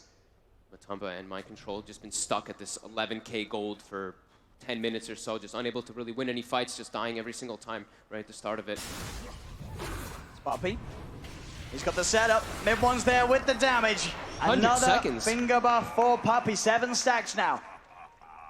That's a long time without the Sanking now too. They've got top pushed in, they've got that tier 2 as well. Roche will be finding out about 20 seconds for that one, but Secret, they can definitely just look to just close this one out. They have 80 seconds where they can be aggressive. See there, this game, Matu's net worth has just flatlined at this certain point. Yeah. No space for him to get out on the map with Secret's constant movements. GH has his eyes on Yapzor. Getting some important information here for Liquid as Secret start to get into position to push up to the high ground once more. Matu will lose the courier there. So that's a plate mail and Wraith Band gone. Mid one's able to take that away. So some pretty sizable items gone, and they'll get the nuke down onto Nisha. Ooh, they almost burst it. What's the BKB? They've jumped in onto the back lines. They've managed to get the Doom down though onto the Morphling. Miracle, he turned into the Doom. He ends up getting Doom. Winter's Curse will not save him. 4 dead on Liquid. Yapzor jumping in. There's the GG Black Hole. This game is over. Secret will take game 3.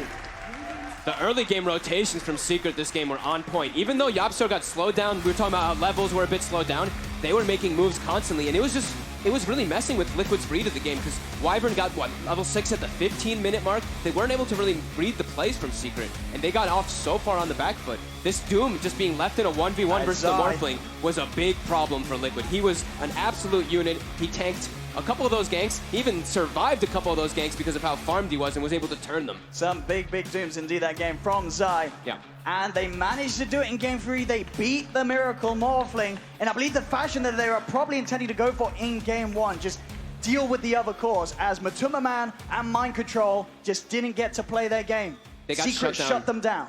Shut down so heavily in the lanes. Just having these lane setups ended up going so heavily in Secret's favor that it just allowed them to do this. Even though we saw mid one died at the beginning, right? He died and still recovered amazingly. Like, he just went to the jungle, caught back up, they got quick early deso, and that Roche fight really was the decider. It seemed like whoever was going to win that one might just take the game. Secret was able to take it handily.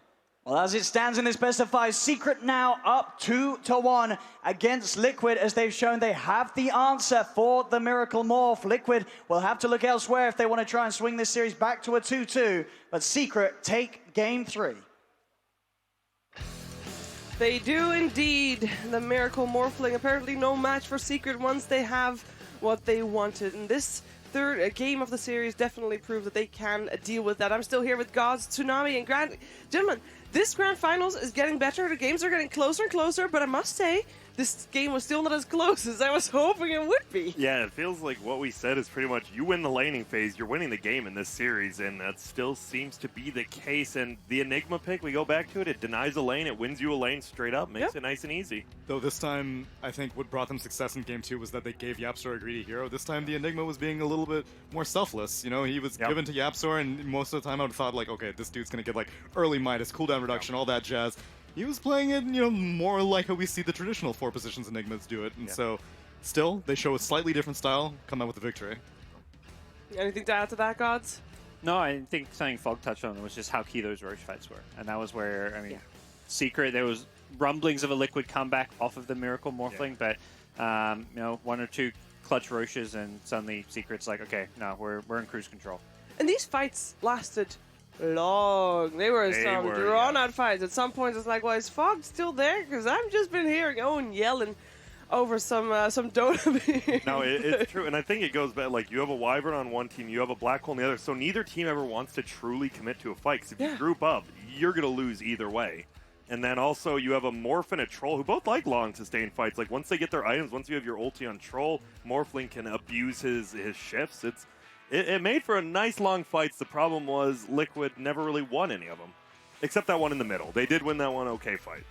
And they won a fight in their jungle, which was seemingly like it was a comeback for them as well. Secret just did a good job at making sure that the winner's curse was never like, oh, my Troll Warlord instantly killed one of my allies. And these kills only matter so much, because the lanes is less about the kills and more about who's farming. And 4 Secret heroes were getting good CS and farm when you've got a 4-position Enigma. Whereas Liquid actually kind of only had 2.5. The Sand King had a bit of a rough lane stage. Mind Control had one of his weaker games here. And that's the thing, like, when you pick Sand King, you're usually picking him early, and it's because he is decent in the lane. You Sandstorm, you abuse it, but they brought so many sentries down. I think that was the thing with the greedy Enigma. He shared the Ring of Health, and then he bought sentries. He just kept buying. Whenever his sentries got countered, he'd buy another, and he wasn't letting Mind Control breathe.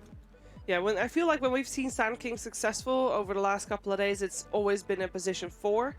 And I kind of felt like it was played as a position 4 here by Mind Control, as in he couldn't really get more out of that hero compared to what, for example, GH normally gets out of it. But GH obviously was already on the Nyx Assassin, so I felt like they kind of overlapped heroes there. The Sand King Nyx is a duo I'm not a huge fan of. You brought that up. They just don't... It's not a very scary dual lane. I think the two have a lot of overlap in what they kind of bring to the table for your lineup. Not exactly. I mean, they do have slightly different toolkits for sure, but I would have rather a different 4 to go with the Sand King pick.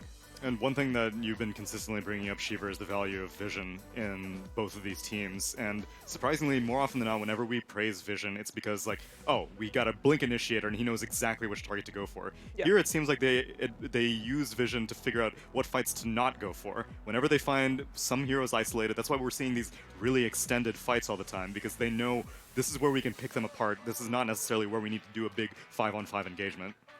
At some point also, I mean, in terms of Vision, we saw the courier being used over the Winter Wyvern as Vision. Yeah. That was definitely entertaining, and I'm sure that there's many courier plays that maybe, you know, we're not able to catch all of them. I mean, there used to be that old one where you put the Oracle, your Q on it, fly it in and fly it over a hero, and that was pretty. It was used actually in a couple pro games, and then it's like that's a lot of work, whatever. Well, and they took off the haste off the courier, so that kind of hurt it. You could have min-maxed it, you know. You could. I mean, people are right. That's what we're seeing. That's you don't often see courier used like that. It's the best team in the world, Secret. I would still say in Liquid. I think I would say they're top 5 now. I would say they're up there, even though they are in the grand final. I was gonna say top 5. But still, I mean, did you see them at the last couple majors? They lost a couple BO. No, they lost too early for me to see them at the other majors. Exactly. It's like at this very moment, they're probably top 2, top 3. But in the scheme of the whole year, I think they're a top 5 team. I'd agree with that. I think and Secret's showing us why I love and it's their drafts, right? We're always confused on who's going to play what hero. And I thought it was going to be Yaps or Lion for sure. And that's the thing. Even I'm sure Liquid, like even though they're much smarter than us at Dota, even they have to be a little confused. Like when you see a Lion Enigma Doom, you're like, I don't know. But doesn't that work the other way around as well? Because we didn't know who was going to play Nyx Assassin or Sand King. I think I kind of did at that point because Mind Control, he plays the lane controllers, right? Like the Sand King as well as the Darkseer. Like a Nyx, you would just sit in lane and you kind of lose value on the hero. Yeah, I mean, for these two, whenever you have to ask the question, who does more with more farm, Sand King is pretty much always the answer. Whereas you ask that between Doom, Lion, and Enigma, you'd get a different answer from 10 different people. We talk a lot about, we talk a lot about Mid 1 as well. He had an amazing game. Would you give him the MVP, this TA? I would have. I would have. Agreed. He was under pressure. He had a tough lane against a Razor. He kind of held his own and went fairly even on CS. He got ganked and roamed on by 3 heroes very early on, and he still recovered. Was the most, to me, the highest impact of his team, 14, 2, and 10. Similar scoreline to like Nisha, but he had a tough game and he played very well. Yeah, and look at the economy percentage. With how greedy he had on like his other heroes, you have a Doom and Enigma and you're still 27% of your economy.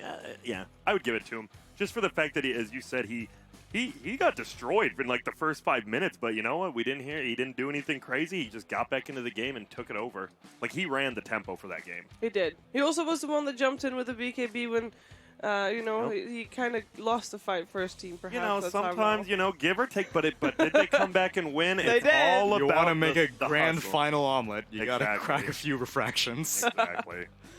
All right, so this final so far, I feel like we're lacking something. We haven't really seen, or rather, Secret hasn't allowed Mind Control to be the Mind Control we saw, for example, earlier today, or GH to be the GH we're used to seeing from him. Is that just smart drafting from Secret, or why is that kind of a lacking factor? I was thinking about that. It feels like it has to be a drafting thing because you did get the Earthshaker from GH and he didn't have a good game. And the reason, I mean, you first pick it and then that Zeus pick came out. I do feel they are like focusing on the GH and Mind Controls in the draft. I mean, the whole week we've been talking about 3 and 4 position. Those are the two that set the tempo and the most important ones. And it kind of felt like Secret agrees with that, and they're trying to shut them down. It feels like, just Liquid, the supports in general, it feels like, and they last picked it. I hate last picking at 5, and they did it again right there, and I feel like if you're last picking at 5, it feels like you're already outdrafted at that point. I mean, I don't mind it because it's the like when you're playing as first pick, there's no difference between 4th and 5th pick in your 5. True. In a sense, like often you want to 4th pick your core so it doesn't get banned because that's the more key hero. Yeah. But if you're 10th pick of the draft, like the final ultimate pick, That's true. you should never pick a support there. I think there's just been an extremely high level of precision in terms of like positioning from Secret. More often than not, like every single time I see Shaker have a good game, it's because everyone forgot about the Shaker. And all of a sudden, Echo everybody's grouped up. Yeah, and so Secret are world-class team fighters, and every single time that they give up these heroes that take advantage of bad positioning, like Nyx Assassins, Sand Kings, Shakers, they know what they're getting themselves into, and they know that they're constantly being aware that at any given moment, maybe it'll be a Blink Dagger reveal, or we shouldn't group up too much because we forgot about this one hero. Just because we're focusing on Miracle doesn't mean we should forget about everyone else. That is true. And the thing is, on that game, like, I'm looking back and I'm like, who do you actually ban on Secret's team from that game? And, like, nothing really stands out that much. They all just played well, but none of them were just, like, in your face. We got to ban this Doom now. We got to ban this Enigma now. They just kind of ran over you with heroes, and you're like, well, we can't get rid of our old bans. No. It's going to be interesting to see how the teams change up and how they use this time to adapt and adjust. And this time we are also going to use to learn a little bit more about one of your favorite analysts. Let's.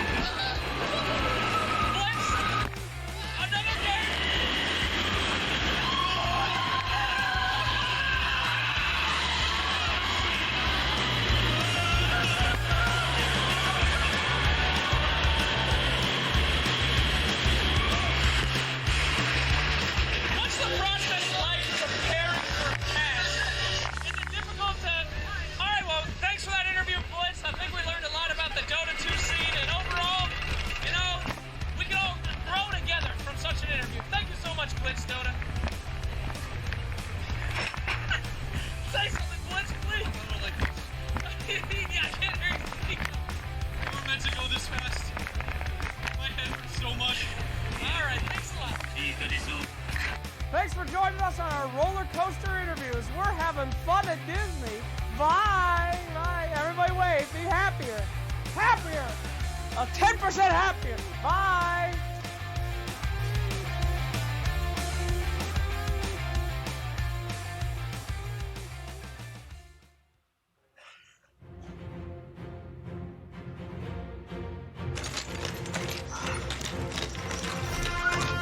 Halt! What are you doing here? I am the first objective on the quest to what you seek.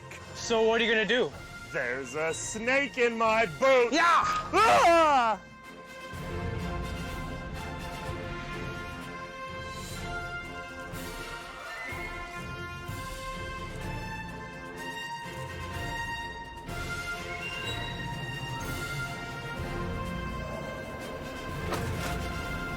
It's too heavy!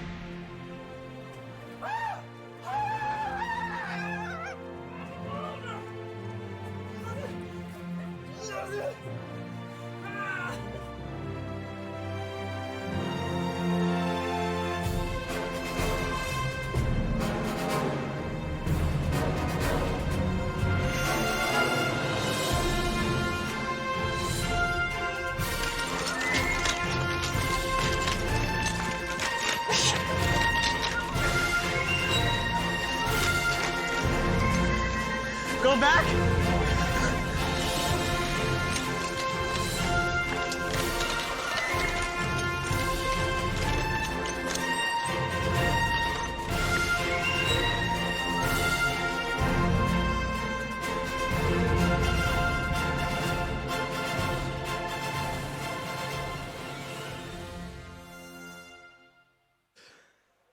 All right. Well, I hadn't seen that one yet either. It definitely delivered. It's great. I mean, Indiana you can, Bulba. Yeah, you can meme all you want about Bull, but he is one of the most fun-loving people in the Dota True. scene, and we are very blessed to have him. And you, Definitely Grant. Oh, thank you. We're blessed to have you, Grant. Thank you. And by the way, that was no acting on Blitz's part. He is definitely terrified of roller coasters. Yeah, I actually almost felt bad for him. Then, like, that wasn't even that scary of a roller coaster. It was like, man wasn't meant to go this fast. I will tell you this: the day before that, went on roller coaster with Blitz as well, and we went on Hyperspace Mountains. He doesn't want to do that again because the one in Paris actually goes to 360, and then we went on the Indiana Jones ride, which in Paris is also a different type of ride as the one in LA. And we didn't really know what to expect. We thought it was a nice, quiet roller coaster, and you know how you get pulled up to the roller coaster? Yeah. So this one is very basic. You can see everything. So you look to your right, and we were in the front car, me and Owen. We looked to the right, and I was like, you clearly see the loop-de-loop, yeah. And I was like, hey, Blitz, look at that. But he just thought, nah, this is an easy one. This is fine. Poor Blitz. Y'all are mean. He had a rough time that day. He did. These But are formative experiences. they are. You guys scared of anything? I'm a spider guy. Can't deal with spiders are them. common. Yeah. Spiders and scuttling is common, right? Yeah. Scuttling little things. Yep. Stomp. That's what I mean. Sorry, that's what's gonna happen though. I don't know.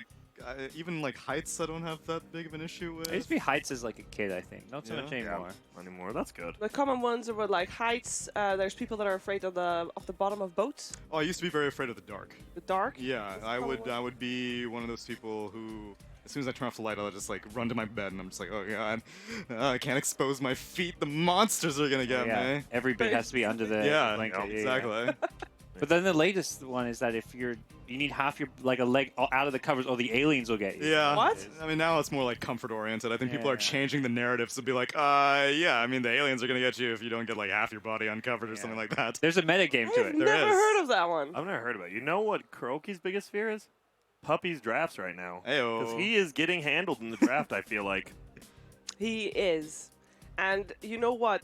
That's, you know, you can already say these teams, you know, they made it to TI. They're fine. They're golden. They're saving strats for TI. They're not, by the way. Absolutely not. But there's so much at stake here. But I think the biggest thing between these two teams is Kuro versus Puppy. The drafting is just who's gonna come out on top.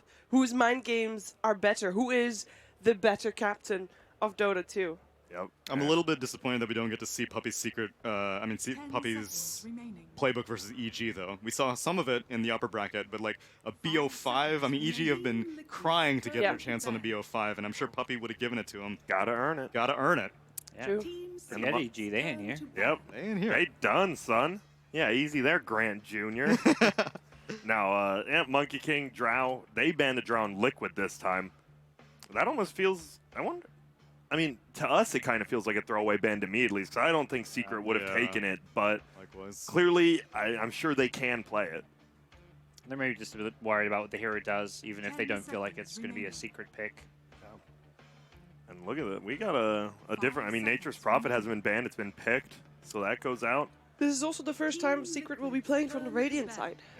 The strongest side, actually, has proven. They've been what is it, holding back. Is that what you're telling me? Secrets. I guess. What is the win right now? I mean, it depends on 7% more now. What are you considering to be like the Radiant versus Dire? Yeah, but like in like professional games. Yeah, or Mortal professional games? game. I don't think it's 60. That seems higher than what I was. No, I said 6 or 7%. Oh, like 56, okay, 57. yeah. I heard something the like last that. time I saw in the House trade it was 57%. Okay. I don't know if it was talking about pros or TPC, non-TPC, what it was talking about. Yeah.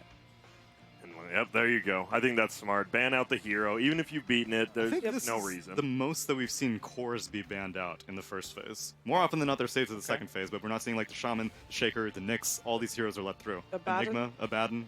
Oh yeah, this is the first draft with Abaddon's still there. Yep. And they take it. Yep. Puppy, probably one of his best heroes right now. Yeah. It's funny because we saw when the Nature's Prophet play very greedily, and now you're going to see him play the most selfless hero in Dota right now. Now the question is, the Team Shaker or Team Sand King? Which way do you want to go? Or both? On Liquid, I think if it was Secret, I'd go Sand King. On here, I think you just go the Earth Shaker. I thought Mind Control his Sand King. Yeah. You're going Shaker with the Enigma. Yeah. And that will be, usually, yeah, that's going to be Mind Control's hero. He almost always played the Enigma for Liquid. Yapzor Rubik, perchance? Ooh. Still in the pool, but I does like mean you it. secure your support duo first two, Yeah. and there's no Nice call. mysteries. Yeah. We know what they're gonna do with these This heroes. is the loudest I've heard the crowd make noise. Yeah. Oh, yeah, Because for a Yapzor hero. Rubik will always put on a show. I think the biggest thing is you don't mind showing your 4 and your 5 here because you know Abba is just going to sit in lane. He's probably going to go with one of the worst laners in Dota. We've seen Spectres get like just buffed up by Abba, and then you just let Yapzor do all the work. 10 seconds remaining. Yeah, this is the kind of 4-5 relationship that I see Secret have the most success with. Now you can give Zai something that doesn't need a lot of farm, like the Sand Kings that we've been seeing him time and time again. I wouldn't doubt if Liquid banned it here. I think, yeah, Rubik Sand King or even Rubik Centaur. Yeah, there it is immediately. It's too good, and it's perfect for him. Yeah, it's a kind of fast-paced tempo hero they want. They need an initiator. The two supports don't really bring that to the table. So getting some Sand King, Centaur type heroes makes a lot of sense. Honestly, I like Centaur. I know it hasn't. Centaur has not been the best hero at this tournament, but just Rubik Centaur is still one of the strongest lanes in Dota right now. I love it. And we know that Zai can play basically anything. Yeah, you give him. I've seen him play offlane Huskar, so whatever. You just let him do whatever he wants to do at this point. I'm trying to think. Is there like you need Vision Hero though? I feel like if you're playing against the Enigma as well as the Earthshaker, sure you want to get to the backlines and stuff, but you want Vision on him, and they definitely need something for that because Abba and Rubik give you 0 vision. Puck, maybe? 10 Puck seconds isn't bad. remaining. What else is there? Beastmaster, we haven't seen much of lately. I don't hate it, though, because you don't have to play super greedy, right? You get like your one item and you just go push towers while Yapzor steals your farm. The other hero that's been very successful this tournament is Bat Rider, which is, I think, a similar idea. Yeah, that would be great. Or a 33-esque Night Stalker. But I like Night Stalker. It's grown on me. At first I hated it, but I it's don't grown on me. think it's a secret thing though, but If anyone could, as you said, Zai. You're right. Yeah. I think they might ban Bat here. I think you're right. It's not as strong as lane, though, right? Like Rubik Bat. It's still it's good. not, no. You could try lane as well, though, and leave the Bat alone. Yeah, and plus Liquid still has Nyx in the pool if they want to. So if Bat Rider does come out. They're going to target some of the other roles since I think they just decided Sand King's the only obvious Zai hero that he would play left in the pool. What's a good Kuro here? Actually, they've been saving their supports for later, so maybe not. Maybe they are looking for a core. I think this time it does seem like they should go for a Kuro hero. Having a Rubik on the field, I think, means that your cores need to be very, very well protected. 10 seconds I don't mind a Witch Doctor this game, honestly. gives you a stun. You're not Rubik doesn't like want to steal from Nego Disruptor. Yeah. More team fight. Gives them, yeah, big team fight. A lot of just catch and reach to find these pickoffs. Stone faced. Secret's only one game away from winning another major. It kind of just dawned on me again. I'm like, man, these guys are really, really good. They really, really are. No teams won multiple majors yet this season, too. Yeah. This season? No, that's true. Nope. There's been a lot of finalists the same. Yeah. Obviously, VP and Secret. Yep. But got to finish it out. Yep. What do they? I think you do go as Zai's hero here, and I'm trying to think. I like Centaur, but I feel you want to get a more vision-based hero, honestly. Yeah, I like the Beastmaster idea. I just don't see Zai playing it very often. Unless they feel like there's a core that's going to be contested. Like something to me like Medusa stands out. It's a lot of success this tournament, and both teams may be considering here. And these heroes aren't that on Liquid side aren't that good versus Medusa yet. It is like Earthshaker jumps in, does his combo. You do like 20% of his life and like 10% of his mana bar. It's not the greatest. So you could go for a Wraith King. They usually like that against Enigma. Oh, okay. Fun one.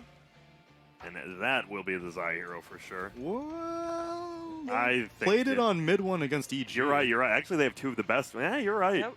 It really sets up right because Liquid has their last two picks, so they can just build around it. And feels like Secret again. Feeling good. Feel like they're in the.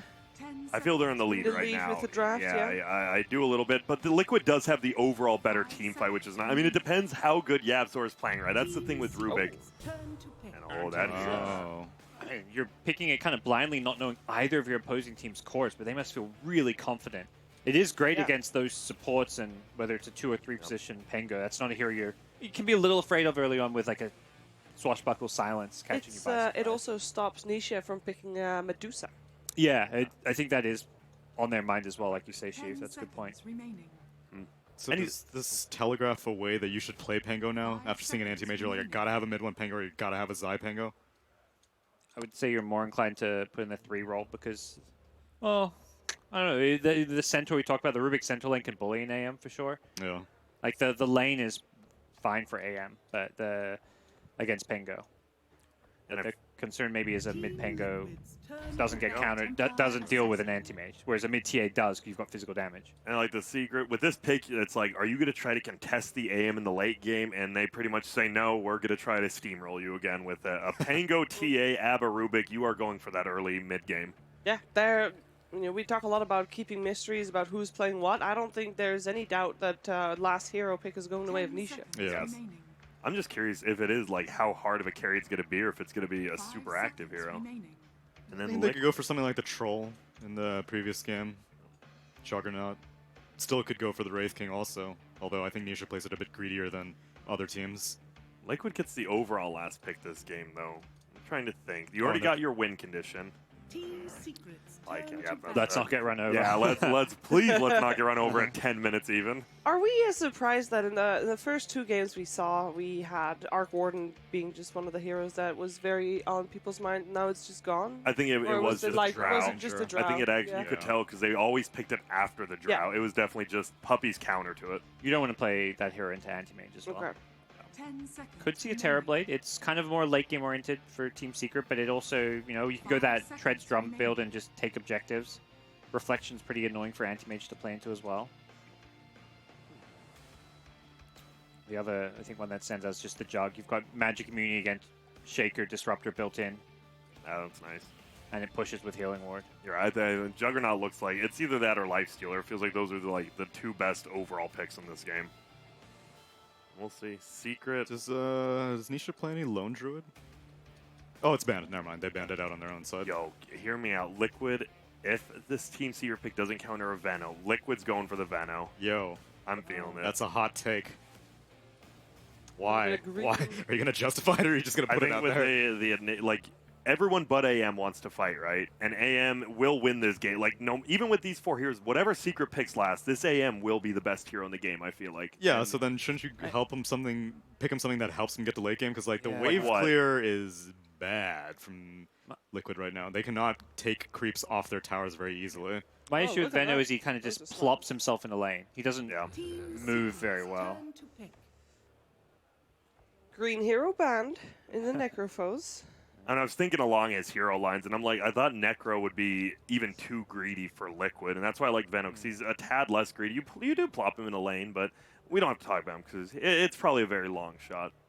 Oh, just wait. You wait, Grant. You're going to be right on this one. I am. I will start doing a jig right here. 10 seconds remaining. If the Pango wasn't out, I'd say that it had potential for a Brood game. Okay. So, well, now you have late game now.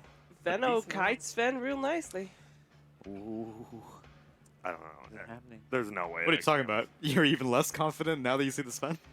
I'm just trying to think. Now that you have a Sven TA, the AM actually needs help carrying, and Venno doesn't do that. Like, it's a sniper. Yeah, I think you needed actually more physical damage, because at that point I was like, AM is the best hero, but Sven TA will beat an AM in the late game. Dude, this team is like the squishiest team I've ever seen on side of Liquid. Sniper AM. Yeah, dude. Yeah. And they don't have like a centaur to like get them out of jail easily. There's a lot of smiles on the team, though. They believe, so we got it too. Okay.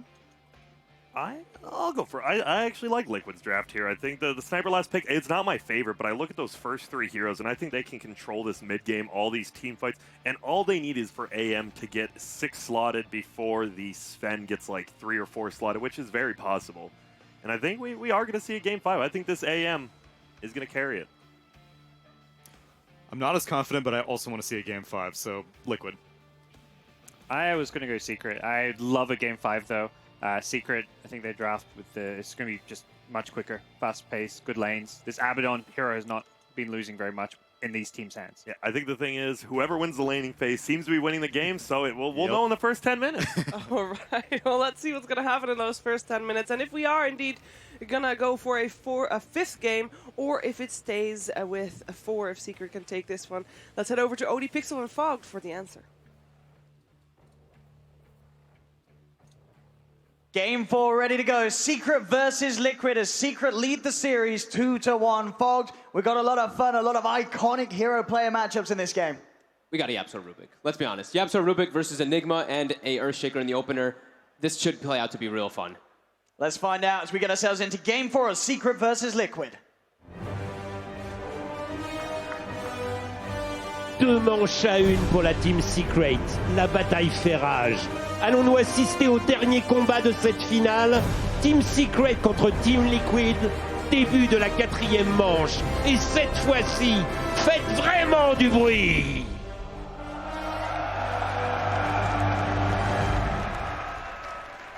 Can Secret do it? Can they close up the series? Or can Liquid bring us that Game 5?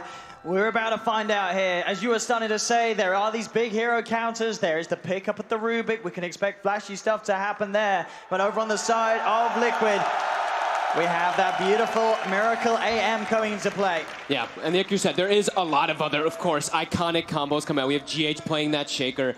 We, of course, have Mid-One afterwards playing on this Templar Assassin too. We've been seeing them playing these heroes so many times. I mean, this one should be quite a lot of battling. I think if the last few games say anything, it's that we're going to see these teams just running at each other and fighting. And right now we see Liquid's having a little bit of fun. They're playing with one of these little balloons.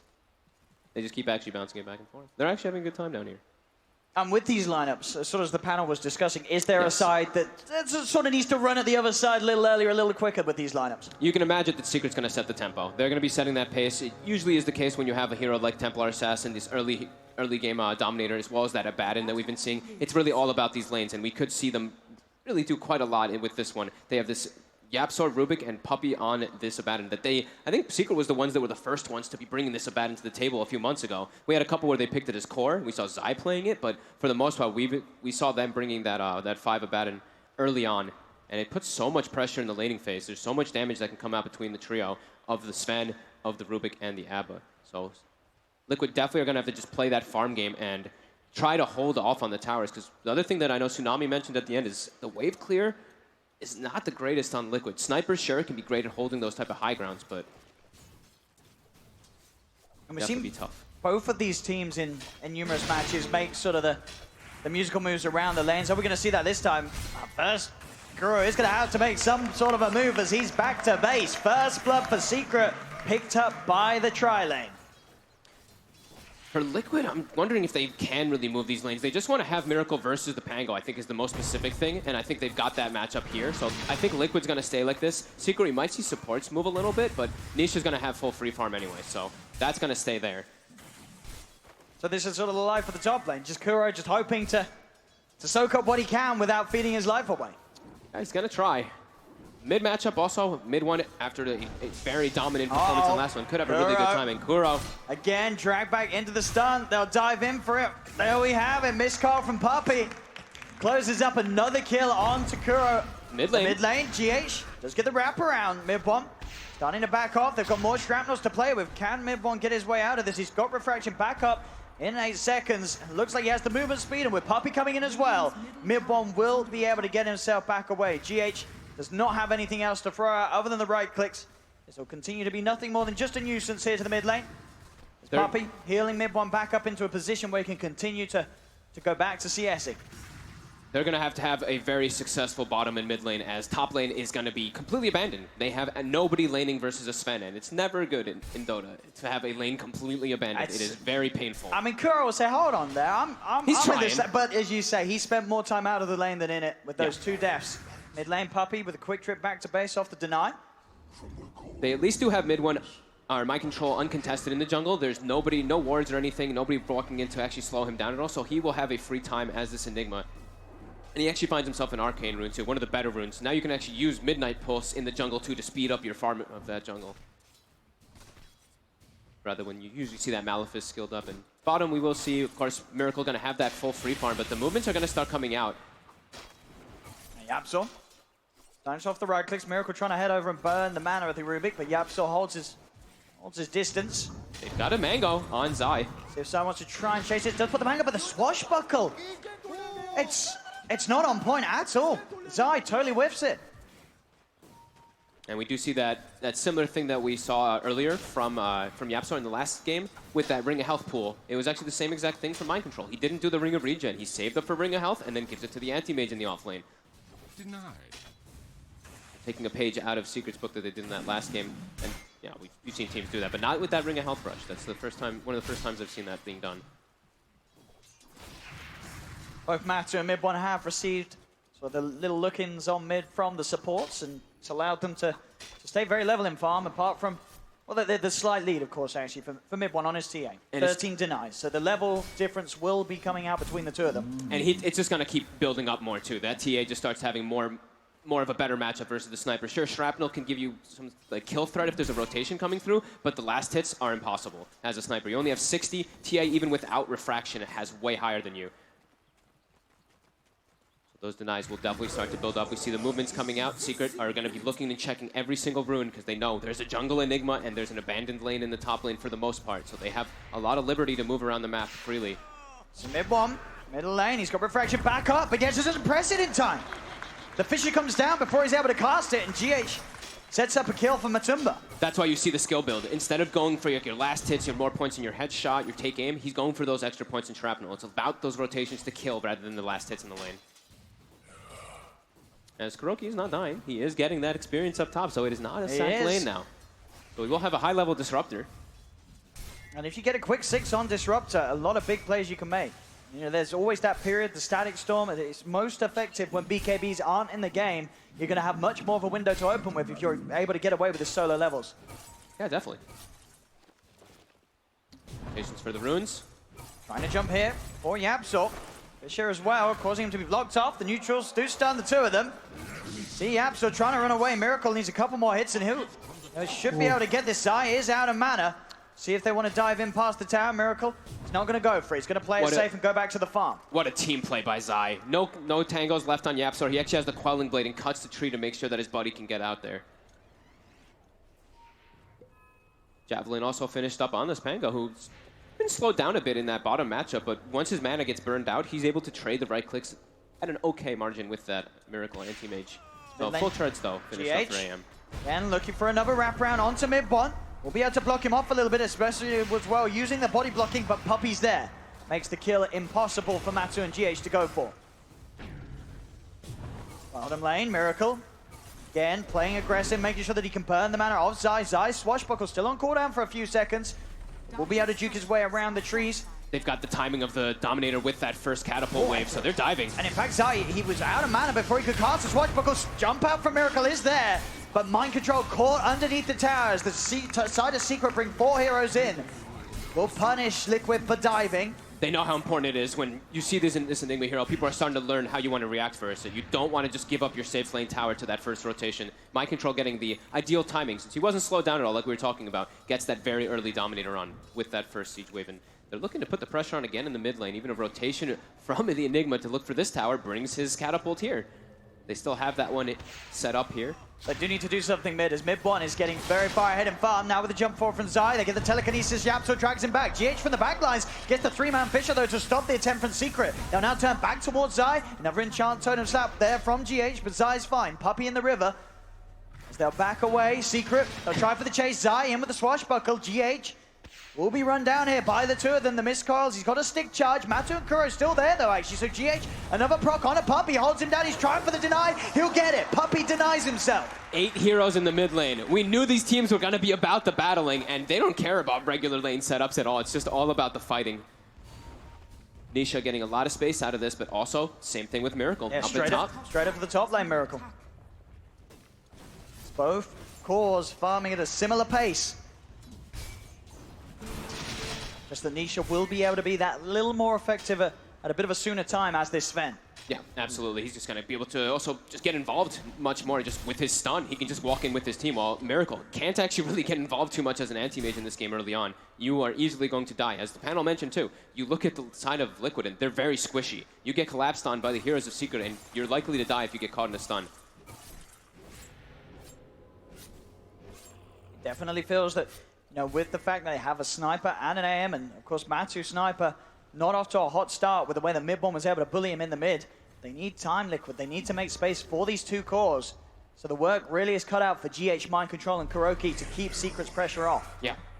They really want to at least claim themselves some towers. If the earlier you get these towers on, it gives them more space for the anti-mage to at least get into these unorthodox farming places. You can farm inside the enemy jungle when he gets that Battle Fury finished up. So definitely wanting to get these early tier 1s with that Enigma. But we see Secret, they understand it.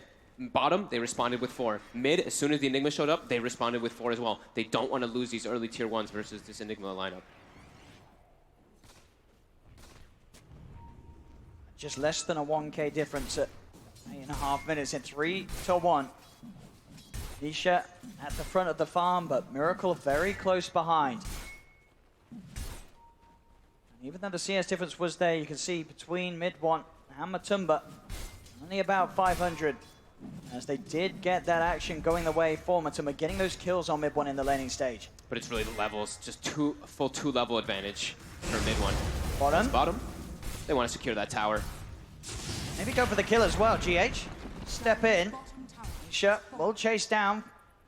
GH has the movement speed. Tower taken. Another bit of a burst to Nisha's gold, as the Echo Saber will be coming in very quickly this game for Sven. It's going to be a very passive early game for Liquid. They really just need levels to be building up for them to be able to fight, while Secret, the panel's talking about, they're going to be all about that aggression, looking to just keep it up as soon as they get even one of these item timings. I believe even just levels too. As soon as Zai's level 6 has that Rolling Thunder, they're going to look to be fighting even more. They know what they're playing versus. They know they're playing versus this late game anti-mage that does not want to get involved. The best Miracle can do is just hide back in the trees. Yep. Eye up the potential of going back in for the farm. It is just Zai here for now. Yapso relatively close as the Rubik, but he'll head over to look to secure some of these 10-minute runes. Kuro, Matu will be around. Zai rolls in, able to pick up the bounty rune on the way over. Miracle jumps across with the ult. Will be able to pick up the kill on Yapso. Lose the bounty runes, but they do get the kill for the anti-mage. Miracle gets some money. Gets himself involved early, which you wouldn't traditionally see. Being able to play around that bounty. Nisha now with the full Echo Saber finished up though. And mid one, in the meanwhile, just farming. He's okay with any of this happening. He knows he's going to out-farm a Sniper. If Sniper's jungling, there's no way you match a Templar Assassin in that speed. And mid lane, got the trap slows for GH. Matu's there to guard him. Zai's heading over as well. Secret with 4 around the middle. Nice. Gives him the take aim. Not what Yapsar wanted at all. Shrapnel being one of the better spells you can steal in the game as well. Again, these traps making a lot of problems here. jump from behind. Zai gets the wraparound with the swashbuckle. Kuro's falling incredibly low. GH has the lockdown though. Zai jumped in for this and Zai will die. Bit over aggressive. He wanted to go for it. He saw Kuro, felt confident of going in for the kill. They knew that there was a lot of heroes there. Zai jumping into the three of them ends up being a mistake.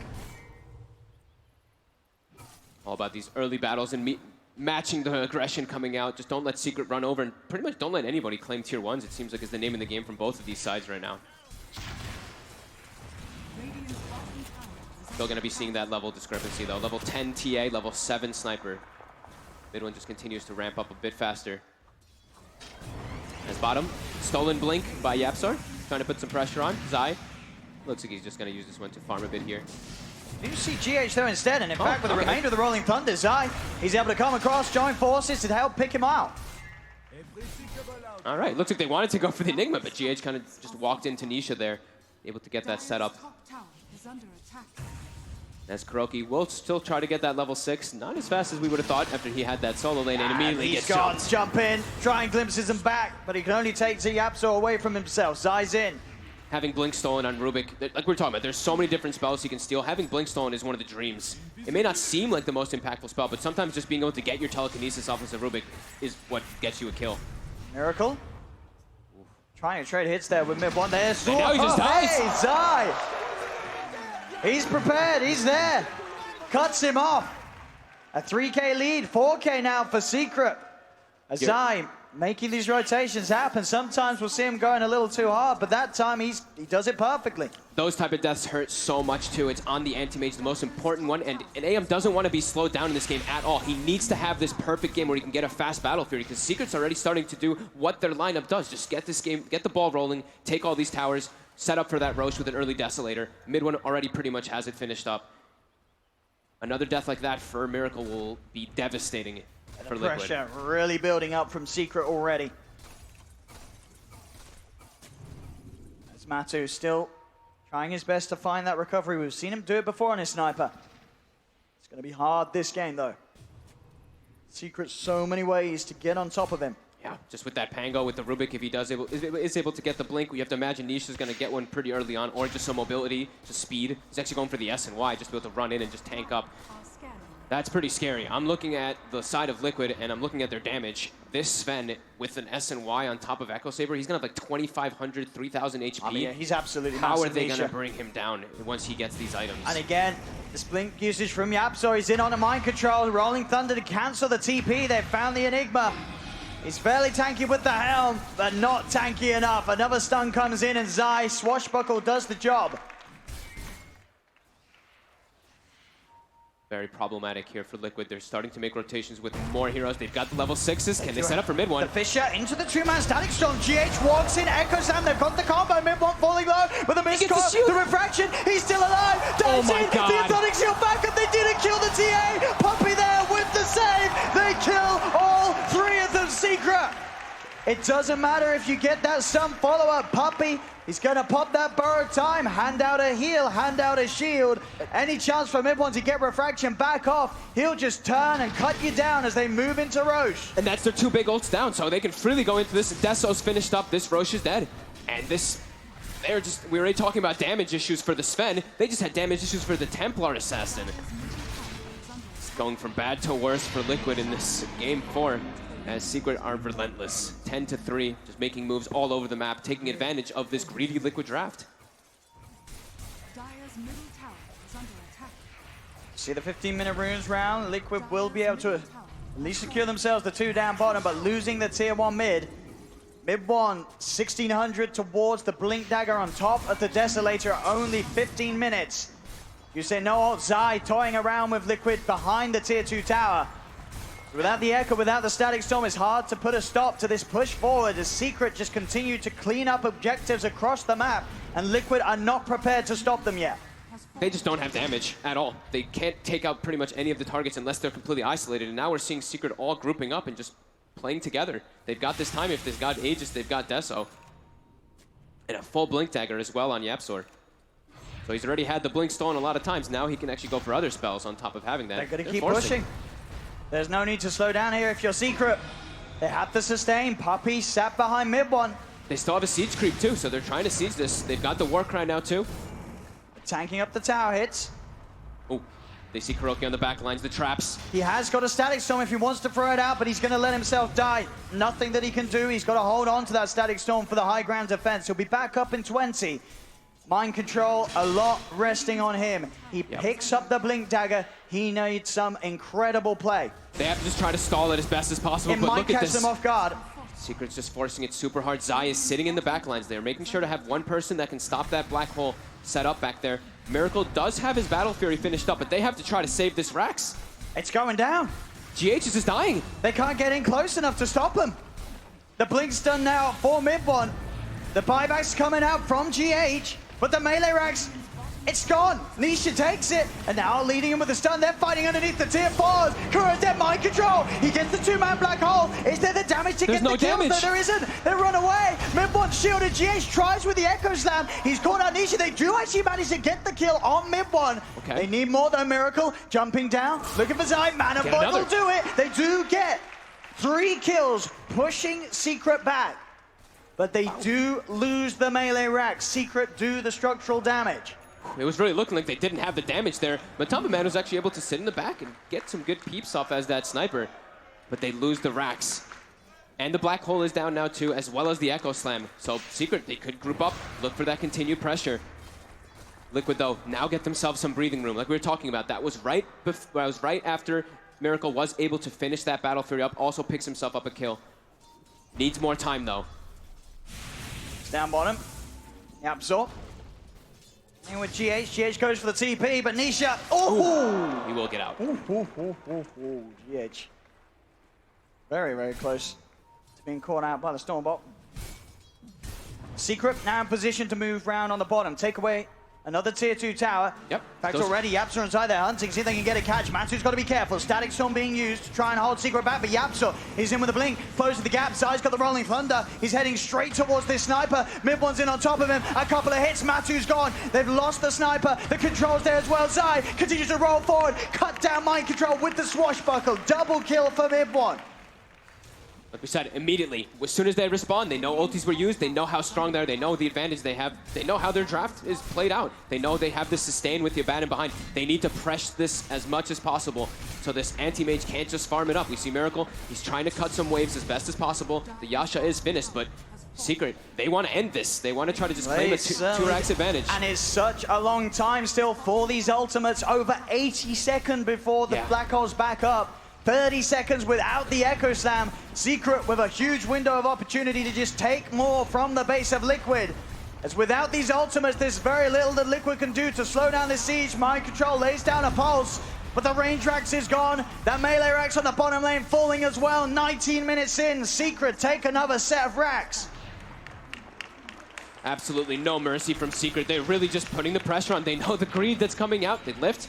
Yapsor actually gets reflected here. Malefice as well. Yapsor, he gets out with the stolen blink. He escapes, and now Zai rolls in. He's got out Kuro, he's got out Matumba. The block from the Fisher of GH will save them, keeping Nisha away. Zai, he's got a swashbuckle to get back out of there. Kuro gets hit by the Deso.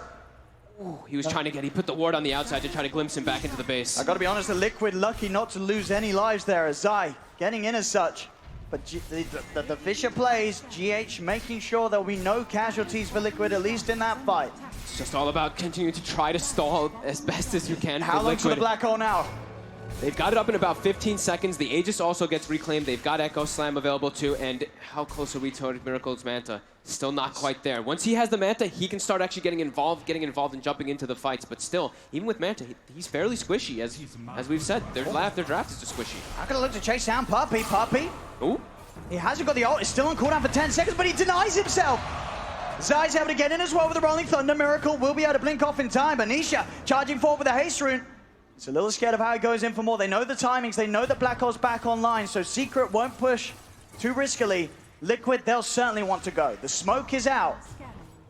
They're trying to press their timing here. They know that Secret's probably backing up right now because they lost their Abaddon and also picking up their items. I think Secret has like 6K or more on their heroes right now. Majority of their gold lead just sitting idly on those heroes until they get those BKBs finished. But Liquid, they can't actually find the pick off when they do go for the smoke. Secret just avoiding the duration of the smoke. And now, with the 5 of them back in the game, they're going to look to hit back hard themselves. They'll start to move from the middle lane. Secret out on the hunt. Liquid have to play so careful. They're going to get tabs of where Liquid is positioned to with that ward they have right now on that high ground, so they see all of Liquid's heroes except for the Enigma at the moment. Puppey leading the charge. You get the D-Ward, but already Secret know the exact whereabouts of Liquid here back in the base. Still have a good chunk of gold on their heroes on Secret, so they're trying to get something out of that smoke, but backing up, looking to finish up those few items. Roche will find out in about a minute or so. That's probably the one that Secret's waiting for to look to press and break that high ground and end the game. Giving it Liquid some time, though. That Manta is going to be finished up for Miracle soon. Still quite a ways away from pretty much anything else, though. The support's not really getting much of anything. Mind Control trying to get a BKB for himself as well, because there's nothing really BKB piercing until way later, till like the meld bash from TA or Basher on the Pango. If he is able to get BKB on Enigma, he can look to get it off if he catches the Rubik. You have to be careful because you're playing versus YapzOr, so playing around black holes in Enigma is always a big scare. Dire's top shrine. Healing power. It's mid. Liquid now on Secret's half of the map. Secret, they're heading over. Liquid have to be careful around here. Secret are a little split up. Maybe if they can take the targets one at a time, they'll have eyes onto Puppey. Miracle will spot out Zai, but in fact, he's been spotting out themselves. The lift into the Thunder. He needs help. GH will fire out a Bishop, but the hits. Mid one. More than enough damage. Miracle dead for 50 seconds, and with his purchases, he's got no way of buying back. He just bought the Manta. They draw the line. They want to just go for that. This is go time. 40-second window. Sure, Liquid. They still have a black hole and an Echo Slam. They're going to try and go for a risky play here, smoking up whilst being a man down. May catch Secret off guard. They might not expect the jump from Liquid whilst their anti-mage is dead. If Liquid could only find this courier for themselves here, it's got so much gold on it. That's like 8,000 or 7,000 gold on that courier. It is going to get delivered safely.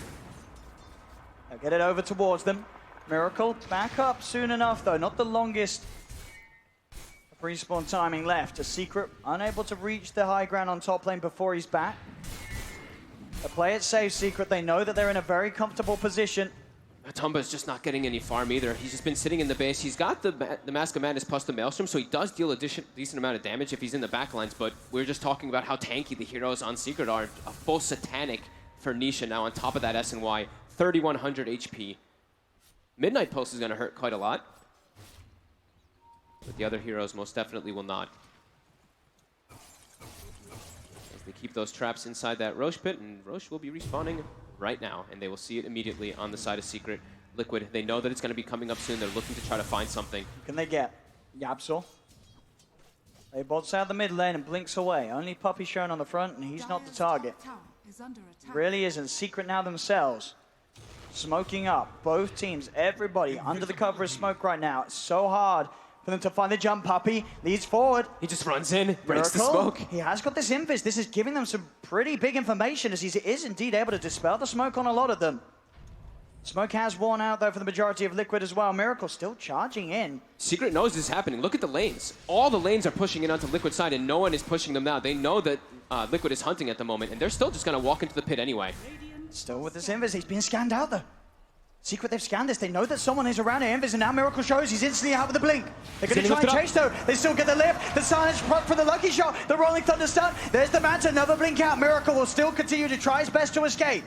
God, that was so scary. And he won't make it away, but will he die? They're still chasing him. Sid, another prop, but it's only the disarm, not the silence, so he can blink out. Miracle will live to see another day, but the space more than there for Secret to now move into Roshan as Miracle has to reset and heal up. Secret will take the Roche. They're just showing no mercy to Liquid whatsoever here, just all staying grouped up, not giving any opportunities for them. Just so close to Miracle even dying there. So many things he does have to play around, just so many different disables. Even the lucky shot, another factor that he has to watch out for as this anti-mage, even if he has the Manta. Liquid need an absolute dream here. They do have the team fight. They do have the wombo combo. Secret have the saves. Puppey with the defensive abilities, YapzOr with the counter plays, with the spell steals. Both supports have the answers to Liquid even if Liquid get those Dream jump-ins. Yeah, and just sheer HP. 3,200 on that Sven. TA also has BKB on top too. Liquid. This last tier 3, this last set of racks. Nearly a 20k gold lead for Secret at just 26 minutes into the game. A Secret, they can absolutely almost taste it here in game 4, 2-1 up. Puppy's even making sure to keep this siege creep alive to clean up that final range Rex. Matumba Man will deny it. Radiant's bottom tower is under attack. Dire's top tower Trying their best to hold off this That's push. it, they go mid one. Counter blink out will be there from Mind Control. They jump. GH goes in with the Echo Slam. Static Storm down as well. They're looking to kill Mid1 once. They have killed him. He used the BKB before his Aegis. Can they do it a second time? Miracle now starting to back off. There's the leader from Zai. Rolling Thunder catches GH. They get Kuro as well. GH buys back immediately. As Liquid will now try and push them back. The tier 3 falls. On the retreat, they will manage to push Secret back and out of there, but they do again lose a tier 3 tower. I'm surprised he didn't get the cheese off there. He got the BKB up, but wasn't able to actually get the cheese. Just a little bit too much damage coming in. Great jump by Liquid, though, just catching him off guard before he's able to get it. They still have their Black Hole available, too. It's just the Echo Slam they had to use, as well as that Static Storm. But Secret, they back up, wait for the TA to respond, and they still have the lane pressure coming out. Liquid just still kind of trapped in their base. It's just Miracle who can come out and get any type of farm. But it's not the same. Your anti-mage does not want to be at this point. You want to be ahead of both the TA and that Sven. They both have such a net worth advantage over you. Fights are so difficult to take for Liquid. And of course, you know, sure, they do kill him, but it does mean that Mid1 has the cheese for the next push still. Yeah. Nisha still has the Aegis. And now they don't have to worry about the Echo Slam. Just having to worry about that Black Hole Static Storm in 10 seconds now.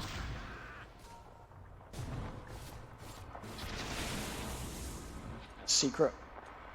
How many shrapnel charges? We have only one shrapnel charge left as well for Matumba Man. He's holding on to it as much as possible for that high ground defense. How can they manage to jump in? Mid1 is in! He's on top of Kuro. Kuro does get the Static Storm off in time. Another stun being laid down. Now Mid1 gets the chance to put the BKB. Mind Control's in! He gets the 2-man Black Hole! They manage to kill off Mid1. Can they get anything more? The 3 of them walk into the Rolling Thunder left from side as they roll through. Swashbuckle onto Matumba Man. Miracle is dead. Buys back Kuro back to base. Matumba Man is still alive as well. Yapzor still has the Black Hole stolen as Nisha well. is back in. Triple kill. Jumps in on top of the sniper. Matu dead. 3 gone on Liquid. Only Miracle and Kuro left alive for the whole. Yapzor's in. The Yap hole. He's got the control. Miracle, the last one left alive. Manta's pop. He's now been silenced. The lucky shot's there. Miracle's dead. They'll take the top rank. They'll take the game. They'll take the series. Team Secret have done it. 3-1. Your major champions. Absolutely relentless. They just didn't give any breathing room to Liquid at all. And we saw in this series, it seemed like whichever team came ahead out of that laning phase just absolutely took control. These teams just so good at understanding the map control. And with this run that Secret's had here at the major, so many games where it just looked like the opposition had no chance at all. They are undoubtedly the best team in the world, and not by a little bit, but quite a long, long way, folks. With some interesting drafts as well, sometimes things that people haven't been busting out, but these guys, absolutely phenomenal performance from all of them. They all were carrying their weight so well and did not let Liquid breathe at all in this one. Absolutely not indeed. The full 5 of them, Mid1, Yapzor, Zai, Nisha and Puppy. This lineup, the best. They've looked another major victory. More points in the bag, $350,000 US going their way as well. They did it. Liquid, they tried their best. But the 3 victories the Secret had in this Grand Finals, they were just unmatched for the whole game. Pour la photo officielle avec l'équipe Team Secret, merci d'accueillir le président directeur général de Mars Media, Jung Yu, le directeur Disneyland Paris Event Group, Emric Magne, accompagné pour l'occasion par un invité exceptionnel, Mickey Mouse.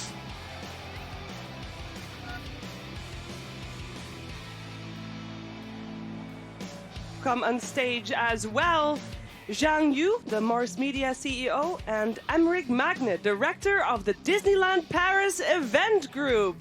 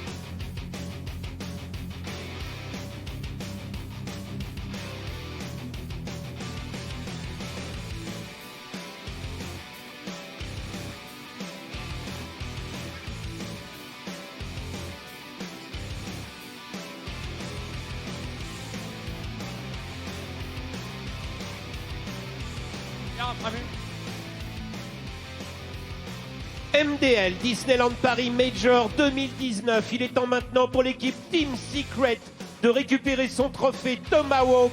Faites un maximum de bruit pour les champions Team Secret.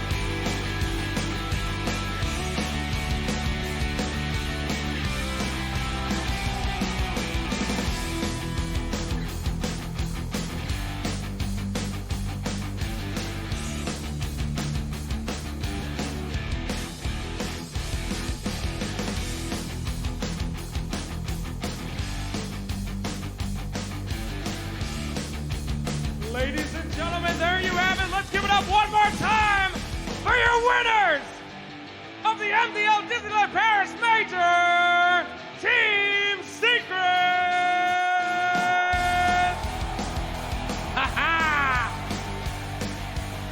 Gentlemen, an honor and a pleasure. Got a few questions for you. Congratulations. We'll start over with you, Mr. Mid-One.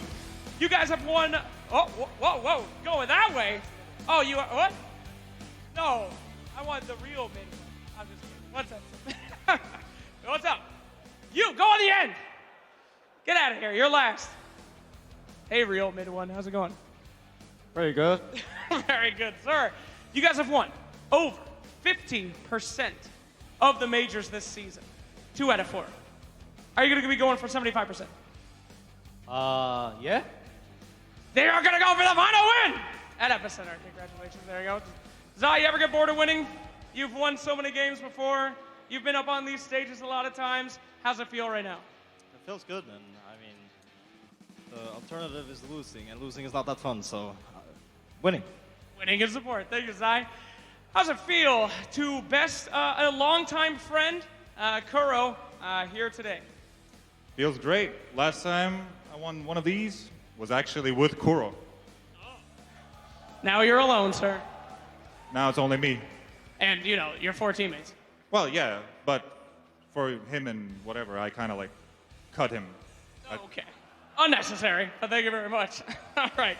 You guys are getting to TI now. You're on your way there. Do you feel like the competition's getting harder for you, YapzOr? Everyone can pretty much agree you're one of the best in the world at what you do, but is everyone else getting better? Yeah, for sure. Yes? Oh, you're shaking your head, huh? Are you ready for that competition at the International? Hope so. Oh, come on. Give me something hype for the crowd. Just lie if you want to. I'm not a liar. Oh, okay. An honest man. And thank you for replacing Sunby. I never want to talk to the guy. He terrifies me, so he's over there in the booth now. Goodbye, Sunby. He hid from me. Thank you, sir. Nisha, newcomer to the team. Big event for you. Big times. Winning that major. Do you have anything to say to your fans who have been screaming at you this entire time? Come on. Yeah, thank you for supporting us, and I hope you enjoy the games. Thank you for supporting us, and I hope you keep on watching. You guys just won the major. What are you gonna do now? Play qualifiers. No, you're gonna go to Disneyland. Oh, yeah. All right, I'm gonna go to Disneyland. Congratulations, everybody, and a big shout out, I'm sure, to Cyborg Matt and Mr. Sunby over in the booth. We do have one more order of business, though. The MVP award. The MVP will be coming out. A trophy, I believe, I do hope, the trophy is on its way. The crowd yells out names. All right, we may have to give you that trophy later, but I am getting that information now in my ear, and the winner of the MVP for the tournament is the Pumper. It's Poppy for this one, ladies and gentlemen. Give it up for Poppy! Here it is, the MVP trophy, the Custom X. Wonderful. Oh, it's so good. Poppy, any words as the MVP? Thank you.